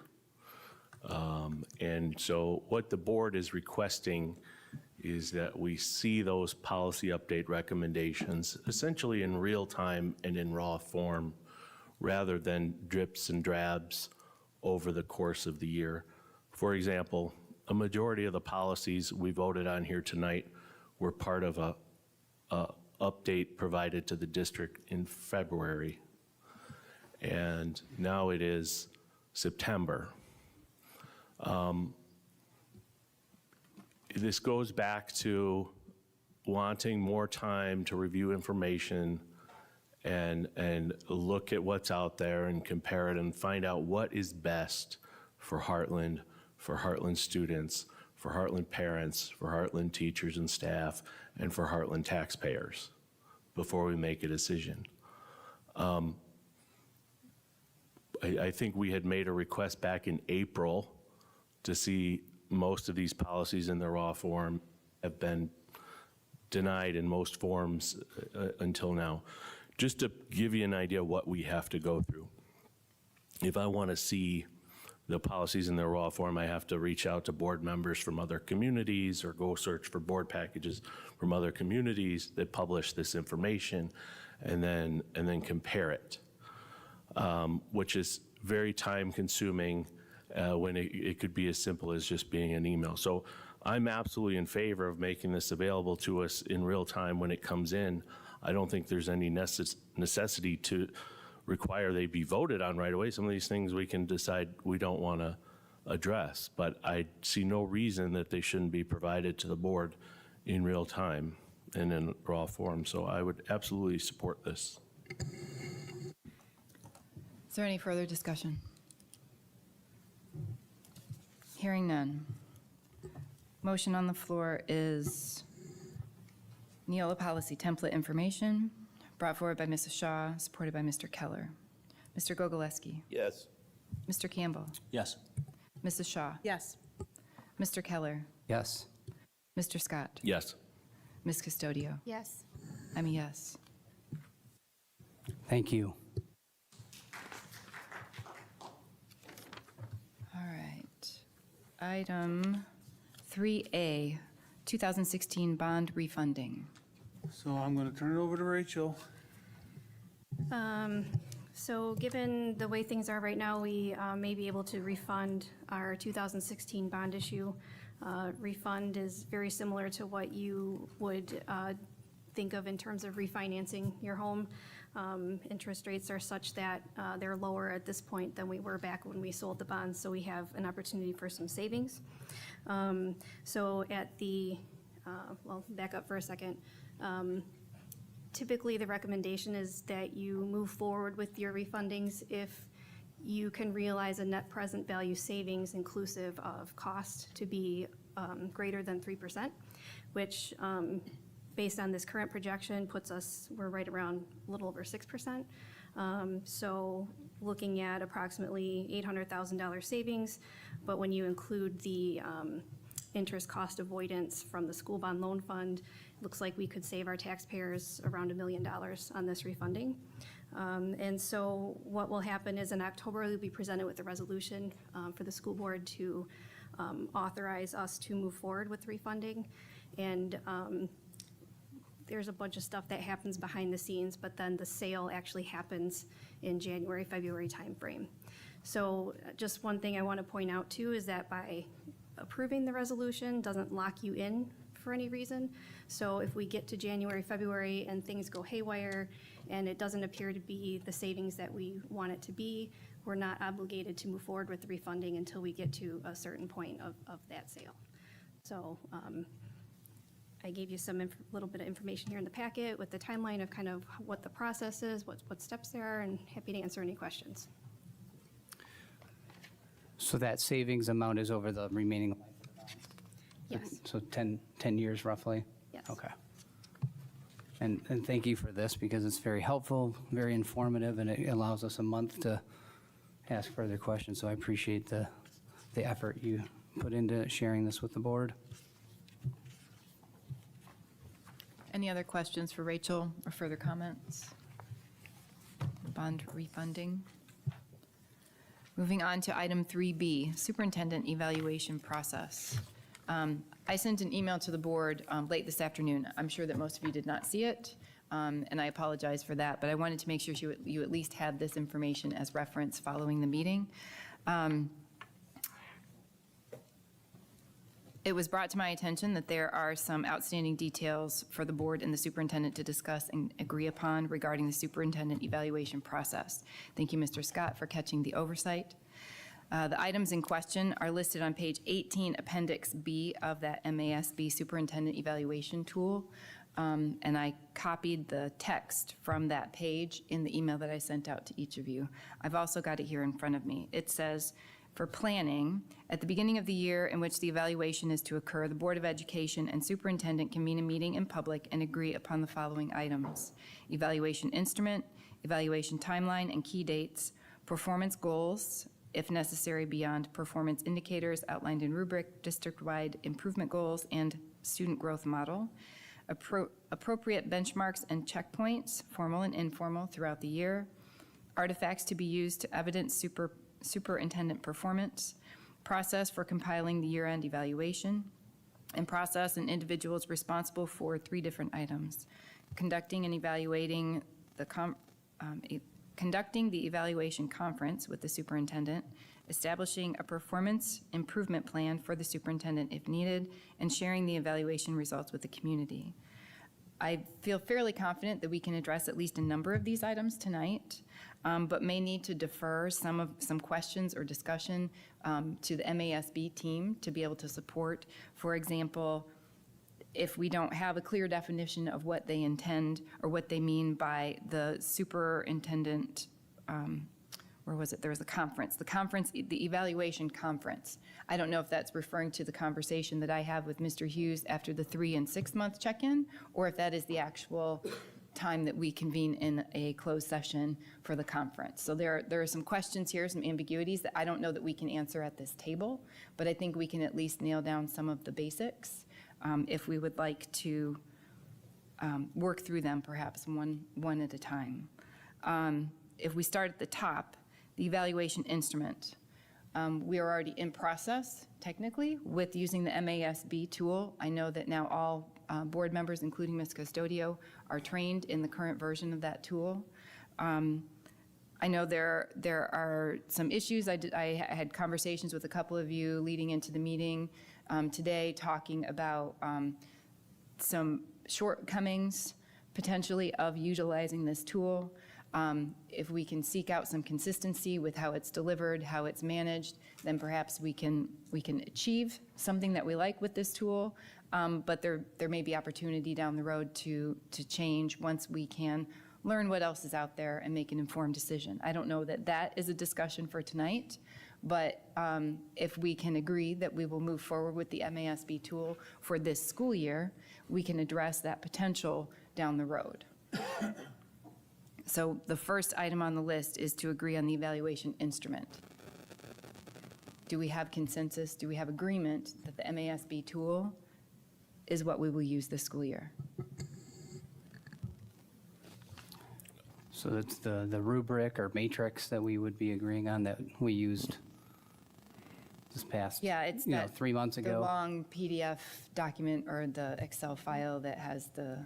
So if we adopt that, then does that mean we're also adopting the auction style scoring system? Necessarily. That's an item that Mr. Scott and I were talking about, that we can set the expectation and nail down exactly what that process will be, because there were differences between how it was executed this year versus how it was executed the first year that we used the tool.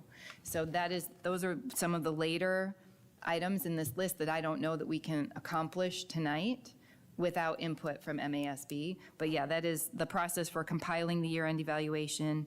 That would all play into those items. But utilizing the tool, I don't think locks us into doing it exactly as it was done this last June. Mr. Scott? Yeah, I have a few thoughts. I mean, the truth is, we probably don't have a lot of other options.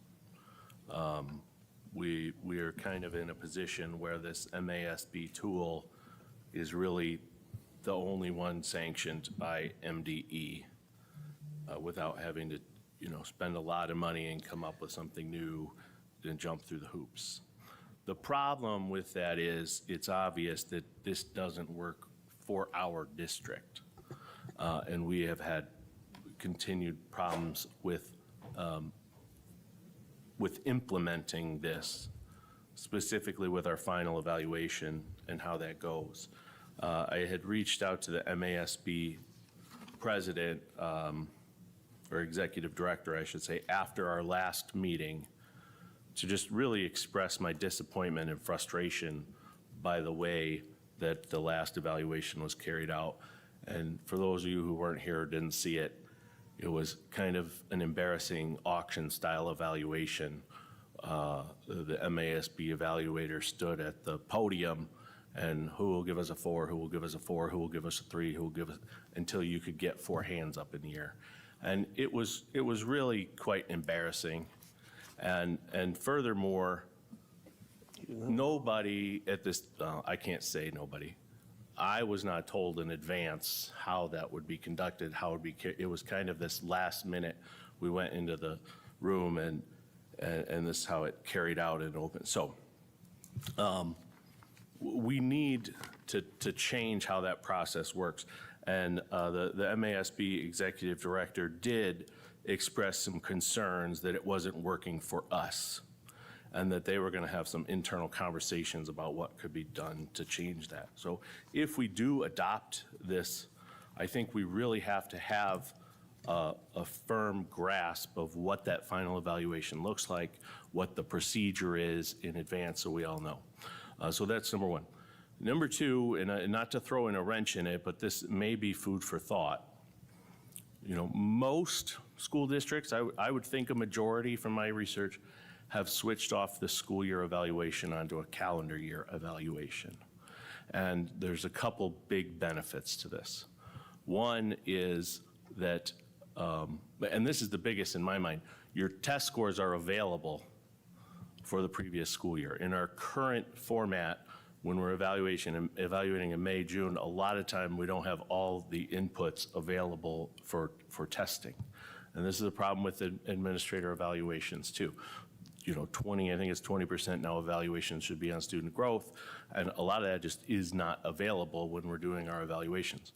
The other aspect that MASB promotes for a calendar year evaluation is that it follows election cycles, and so the same people who are setting the goals are the ones evaluating the goals. I think that's something we've run into a lot over the last few years here. A lot of turnover on the board, and one board sets the goals, and then a couple months after they are off the board, you have this new board evaluating the previous board's goals. So the calendar year would eliminate that. So that's just food for thought based on looking at the MASB recommended timelines and possible schedules.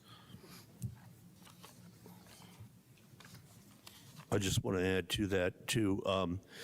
Mr. Scott, you said, yeah, well, there aren't many alternatives. I think there are alternatives. I think for the sake of giving us a thorough review, and I had a wonderful conversation with Mrs. Coleman about this earlier, that we may need to, whether we like this tool or not, just swallow it, use it for now. But I think there is time, and this is something I'd love to spearhead and even work with Mr. Hughes on this. I don't think our current tool does anyone a good service. Even if the tool that's used shows that the superintendent is great and all that, I don't know how much usefulness Mr. Hughes gets out of it. I really don't. I think there are better tools out there. I think they have to be investigated, and to deal with the problem that we have right now, we have to use something. I'd go along with using it for the rest of the year, but I would also like I think we have to make a concerted effort to find something that maybe is a better tool that allows for friendlier feedback, it allows for constructive criticism, and not this yay or nay, we love them, we hate them, oh, you're number 2, you're in the middle here. I just don't like it. I can respond to your do I like it or not like it, or how much value I get out of it. I get a ton of value out of putting together the end of the year evidence of effort report that I provide the board that says these are all the things, and this is a big picture of what the district looks like. And I can tell you that a number of people, including MASB, when they look at the evidence of effort report, make comments like, holy Toledo, you provide your board with a lot of different data points. So I get a lot out of it because I have a really good understanding of the district, and I'm sharing that with you all year long and all the information I'm sending with you. So and you can still do that even if we use something else. We'll still accept it. You do a fine job with that. You know, it's just a matter of when you evaluate someone, are you able to provide things like, you know, moving forward, this is what we think you could improve upon and such. It's a very cut and dry type of tool, and I don't think it serves this district really well. That's all I'm saying. The MASB tool actually provides 3 opportunities, right? There's an informal update that we receive where we can provide feedback to the president. We have a 6-month, we have another informal at 9, and then we have the final evaluation. And I feel like as board members, we should be giving Mr. Hughes our input and evaluation of him frequently, all the time. We do. Of course we do. So do I. So, you know, again, I feel like the tool does provide at least 3 checkpoints and then the final evaluation, 4 checkpoints throughout the year that we can provide feedback to Mr. Hughes. And, you know, again, if Mr. Gogolewski is offering to take this on and look for alternative ideas to bring to the board, then that is your homework, to bring us other alternative tools that we can make sure follow what the law requires us to do in evaluating a superintendent. Absolutely, absolutely. And I know that change does not come overnight, and if we have to suck it up and use what we don't like, oh well, too bad for me, I'll use it. But I also think that we should explore other opportunities. That's all I'm saying. Yep, understood. Thank you. And just a sec, Mr. Campbell. Mrs. Shaw, you make a good point that we're very focused on the final evaluation. It's like, I think that's what we're all picturing in our head, is just that. It's like, but the tool is more all-encompassing, right? It includes those other checkpoints along the way, so that there are other formats to be able to provide commentary and suggestions, recommendations, things like that. Mr. Campbell. So not doing this long, I can't speak to if we should use a different program. But Mr. Scott, you said the calendar year, but I wonder then if someone comes new to the board, would that be a December evaluation? Could we back that up and make our own evaluation schedule like October? That way we have test scores in and whatnot. I don't even know if that's an option, just asking, but just to shift it a little bit, maybe I think we can do, I mean, I know, so MASB outlines 3 potential options. I don't think you have to lock into one of those. They're just kind of sample calendars. But yeah, I think finding what works best for us is important.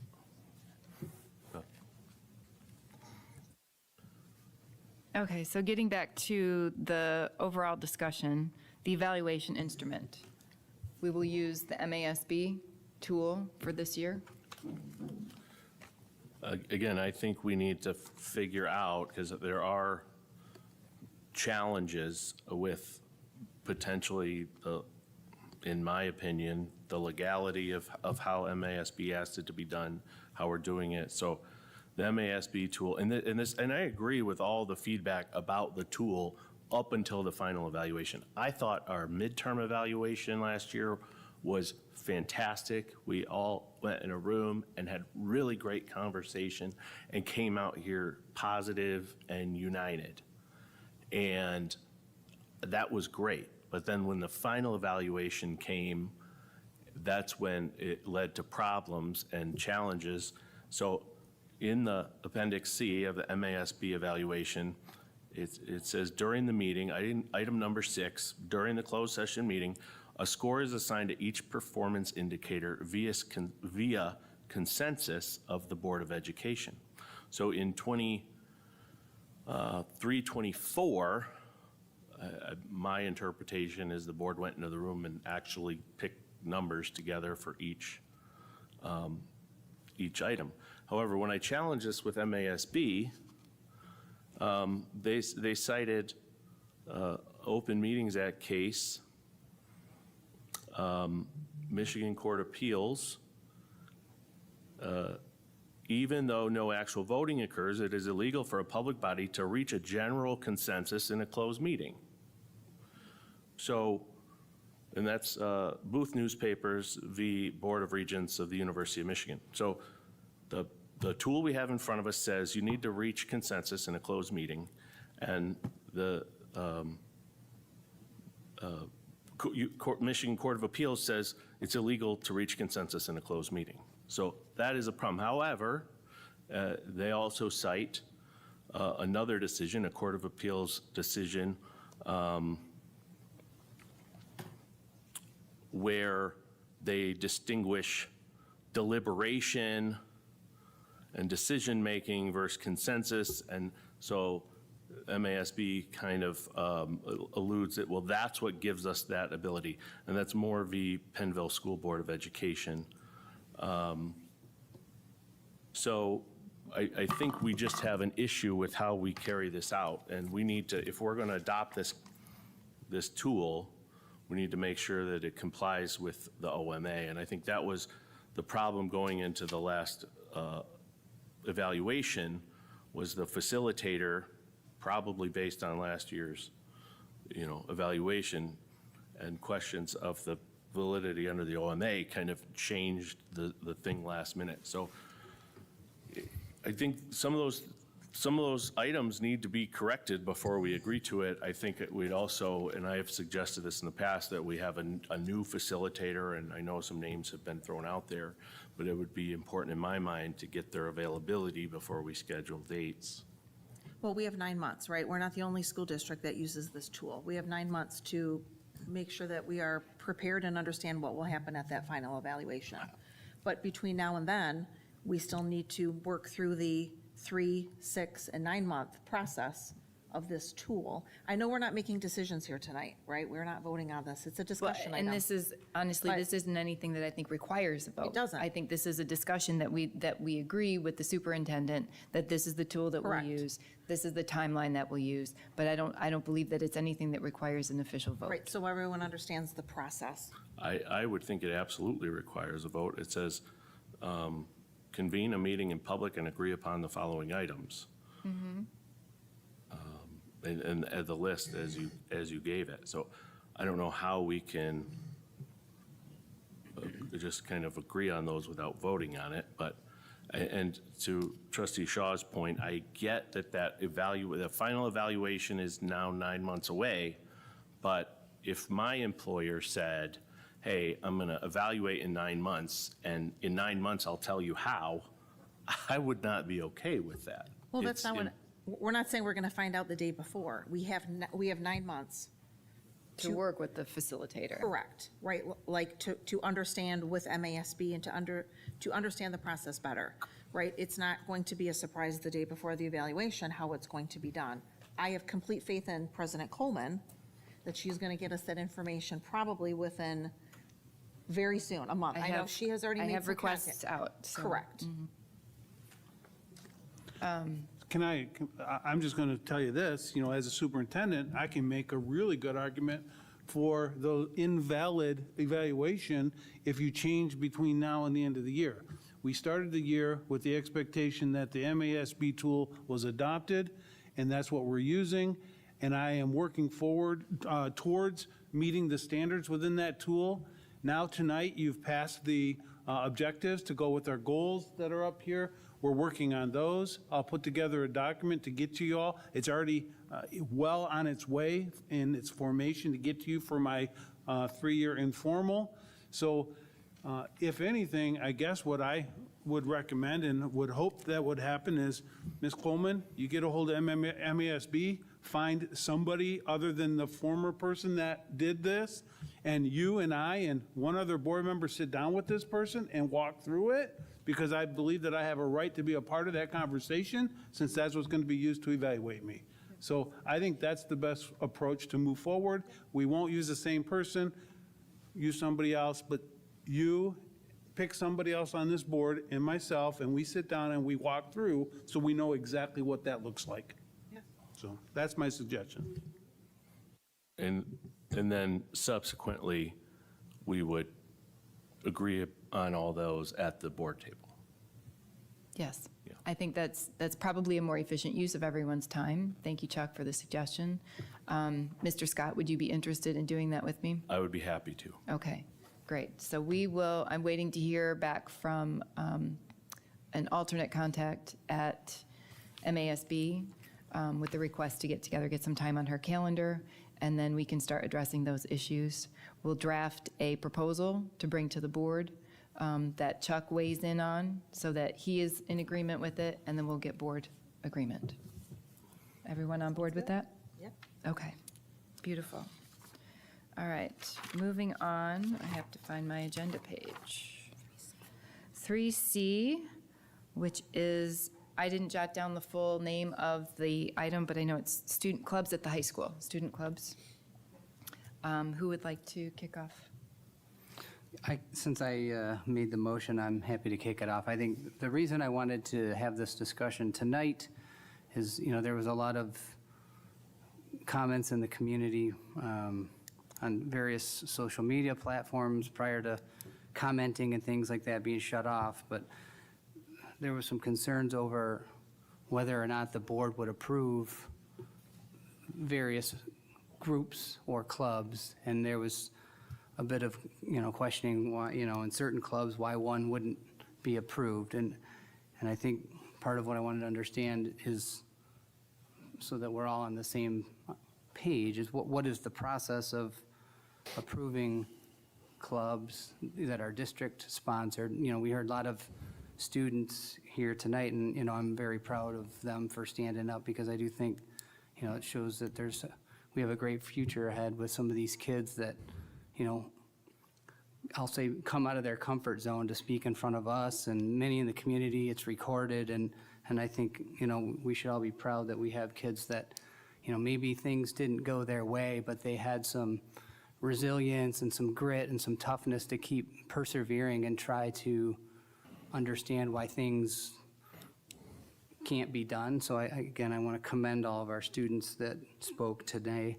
And again, kind of looking for the team to understand what do the students need to do? How are they made aware? So things like that, I guess I kind of want to kick it off with that question. I had a very good conversation with Mr. Hughes this morning. We talked about this. This was one of the primary reasons for my visit. And it was explained to me that not only do we have our board policies, but if a school wants to create their own policy, that's the roadblock in the formation of this TPUSA group. It was explained, and it was explained very well. I think we both agreed to disagree. I think there can be exceptions made when you have this much interest and this much community support. So to follow up with our conversation this morning, just to delineate, the board establishes policy. That's what the board should do. And we read the policy over like 3 times, if I'm not mistaken, right? And the policy is clear on how a club gets formed, what conditions have to be in play for that club to be assessed and enacted. And so in this particular case, the reality is that the first thing that has to happen is the campus is a closed campus. It's intended to be a closed campus. It is not an open campus to anybody from the outside to come in and be a sponsor of student activities. It is an employee of the school district that has the ability, that's the other thing, the ability to be a sponsor. So if you're a security person, you don't have the ability to be a sponsor. I was talking to Mr. Gogleski, because you've got a job to do during the day, right? A custodian or a maintenance person. So in order to be a sponsor, the most likely sponsors are going to be teachers, counselors, social workers. I guess it could be an administrator, but it would be tough because they got a job to do while the kids are doing their thing at school. So the policy is there. Now it's up to the school district staff to create the procedures. So policy versus procedures. The procedures of, this is how we go about getting these things done that meet the requirements of the board. So just like, and Mr. Gugleski, I shared the books behind me. I'm in my office, I can't help it, and said, here's the board policy, here are the administrative guidelines. The district staff can change the guidelines at any given time.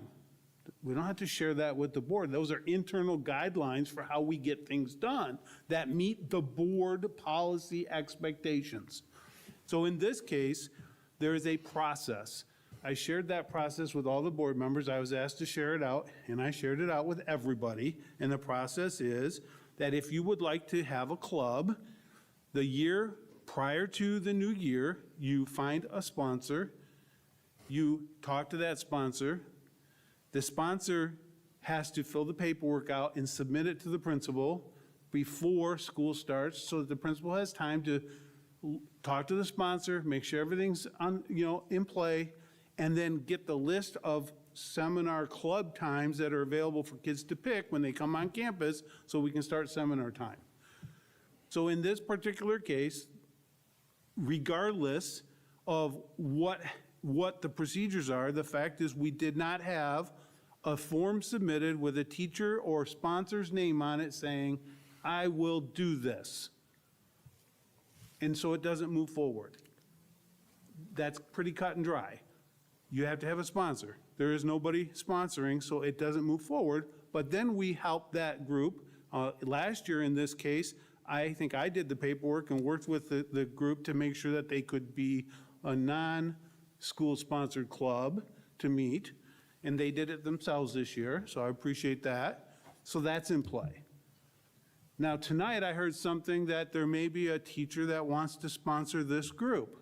If that's the case, I would go and sit down with Mr. Fitzgerald, who manages this at the high school. I do not manage it from afar, and say, hey, get that teacher to go in with Mr. Fitzgerald and sit down and talk, hey, I would like to do this, is there any way to make an exception? And if that exception is made, then we would have to go ahead and do that, and then backtrack and tell another group that we denied their application that they can do theirs as well. Now, the question became, well, why can't this be done all year long? Anytime someone wants to do something all year long. Well, as a former high school principal, Mr. Misker, Ms. Gregory can attest, that's too much. We have a process, we create the structure, we set the groups that are gonna meet for the year, and we get kids to sign up, and we have to have all that structure in place to make sure we know where kids are going when we do seminar time. And so we're managing a lot of students. We're managing, almost 2,000 students to make sure that we know where they're going and what they're doing, and doing everything we have to do to make sure they can go from place A to place B and everything's good. So to ask us to open that up, we used to do it that way, and it was a nightmare. I see Kate nodding too, right? Like, it was a nightmare. So it's very structured. It needs to be structured for the purpose of making sure our kids are structured in what they're doing. We know where they're going. So in this case, my suggestion is simply, if there is a teacher that wants to sponsor that, awesome, awesome. Sit down with Mr. Fitzgerald, with that person in the office, fill the paperwork out, get the signatures, and then talk about how can we make an exception here. Because I'm not going to micromanage Mr. Fitzgerald at the high school and what he chooses to do. That's not what I should be doing. So the board has set policy. We have a process. Follow the process. That's as simple as it gets in my way of thinking. I don't know if that answers your question. No, it answers some. I guess one of the things I was trying to understand is the number of clubs that we currently have today. Do you have, I don't. is it dozens, hundreds? No, it's not hundreds, but again, it's for kids that choose to do X, and we have a process for doing that. Understand, just trying to get some scope I don't with, know. you know, Mrs. Gregory, do you relation to know, how much. last off the top of your head? I don't. I know at one point we were close to 20 clubs. There's a list there. And I heard, if I heard correctly, there was 2 that was denied this year? Correct. So if that other club is listening, are they aware that if they get a sponsor, that perhaps they might There's actually have an exactly opportunity? They have they had a sponsor, but didn't turn the paperwork in till late, so. So if they turn it in now, are they able to? Well, if we make an exception at one place, we got to make an exception at the other, right? Yeah, I don't see any good reason for denying these kids an opportunity, and I think that's, probably everyone sitting at this table would agree with that, so can appreciate there's logistics. I was just, again, trying to understand how big of an issue it is.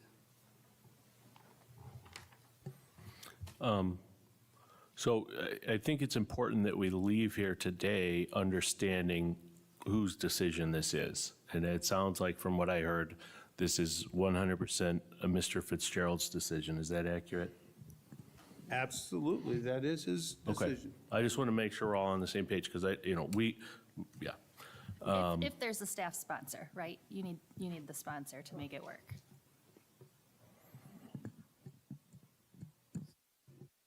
But it's still the same decision, right? There may not be a decision to be made if we don't get the sponsor, but And again, keep in mind, a sponsor that can do it in the structure of the day, so.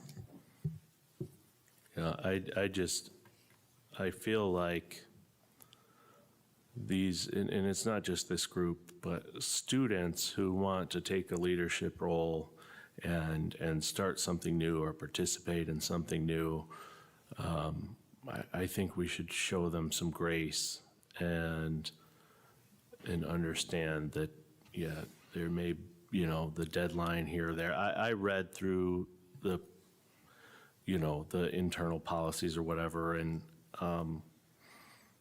it was similarly ambiguous to that opt-out policy where deadlines were based on not necessarily with dates and kind of gray area. So I absolutely see how that can be challenging. But I would really hope that we can show some grace to these students if they can get a teacher or another staff member, and that we can help them move forward with their goal. Mr. Hughes or Ms. Gregory, Mr. Semester, would it be an idea to make it like a biannual dates? Just something to think about. I don't need an answer, but I understand you want the summer, as you explained to me, Mr. Hughes, and we spoke and met, that summer there's time set aside to look at all the clubs, to review which ones kind of overlap, so that you can get with those students to see if they combine and work together.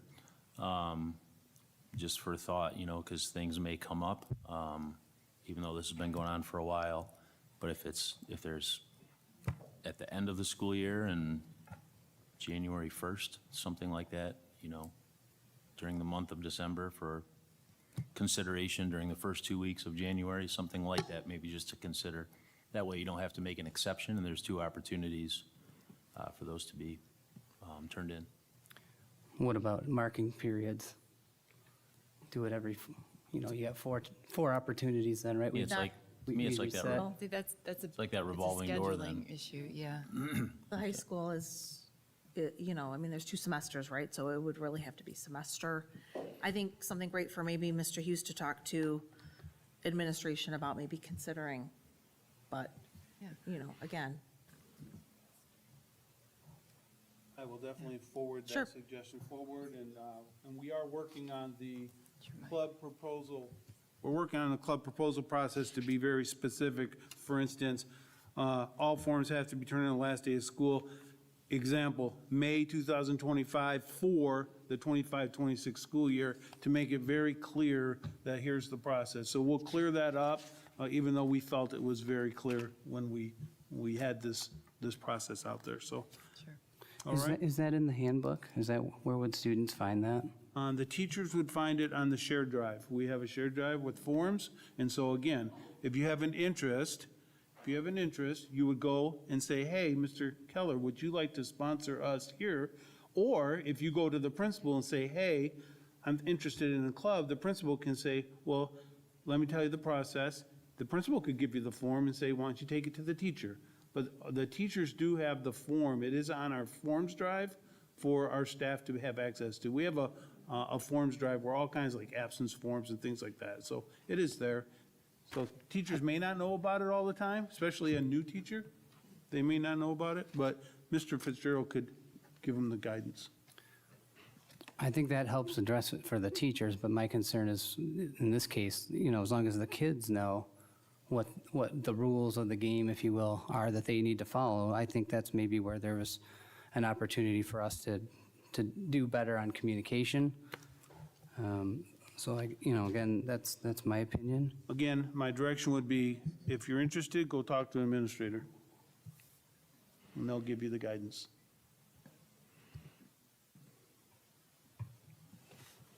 Any further comments on this item? Okay. Thank you. Moving on, item 4A, future meetings, October 20th, here in this room at 6:30 PM for our next regular meeting.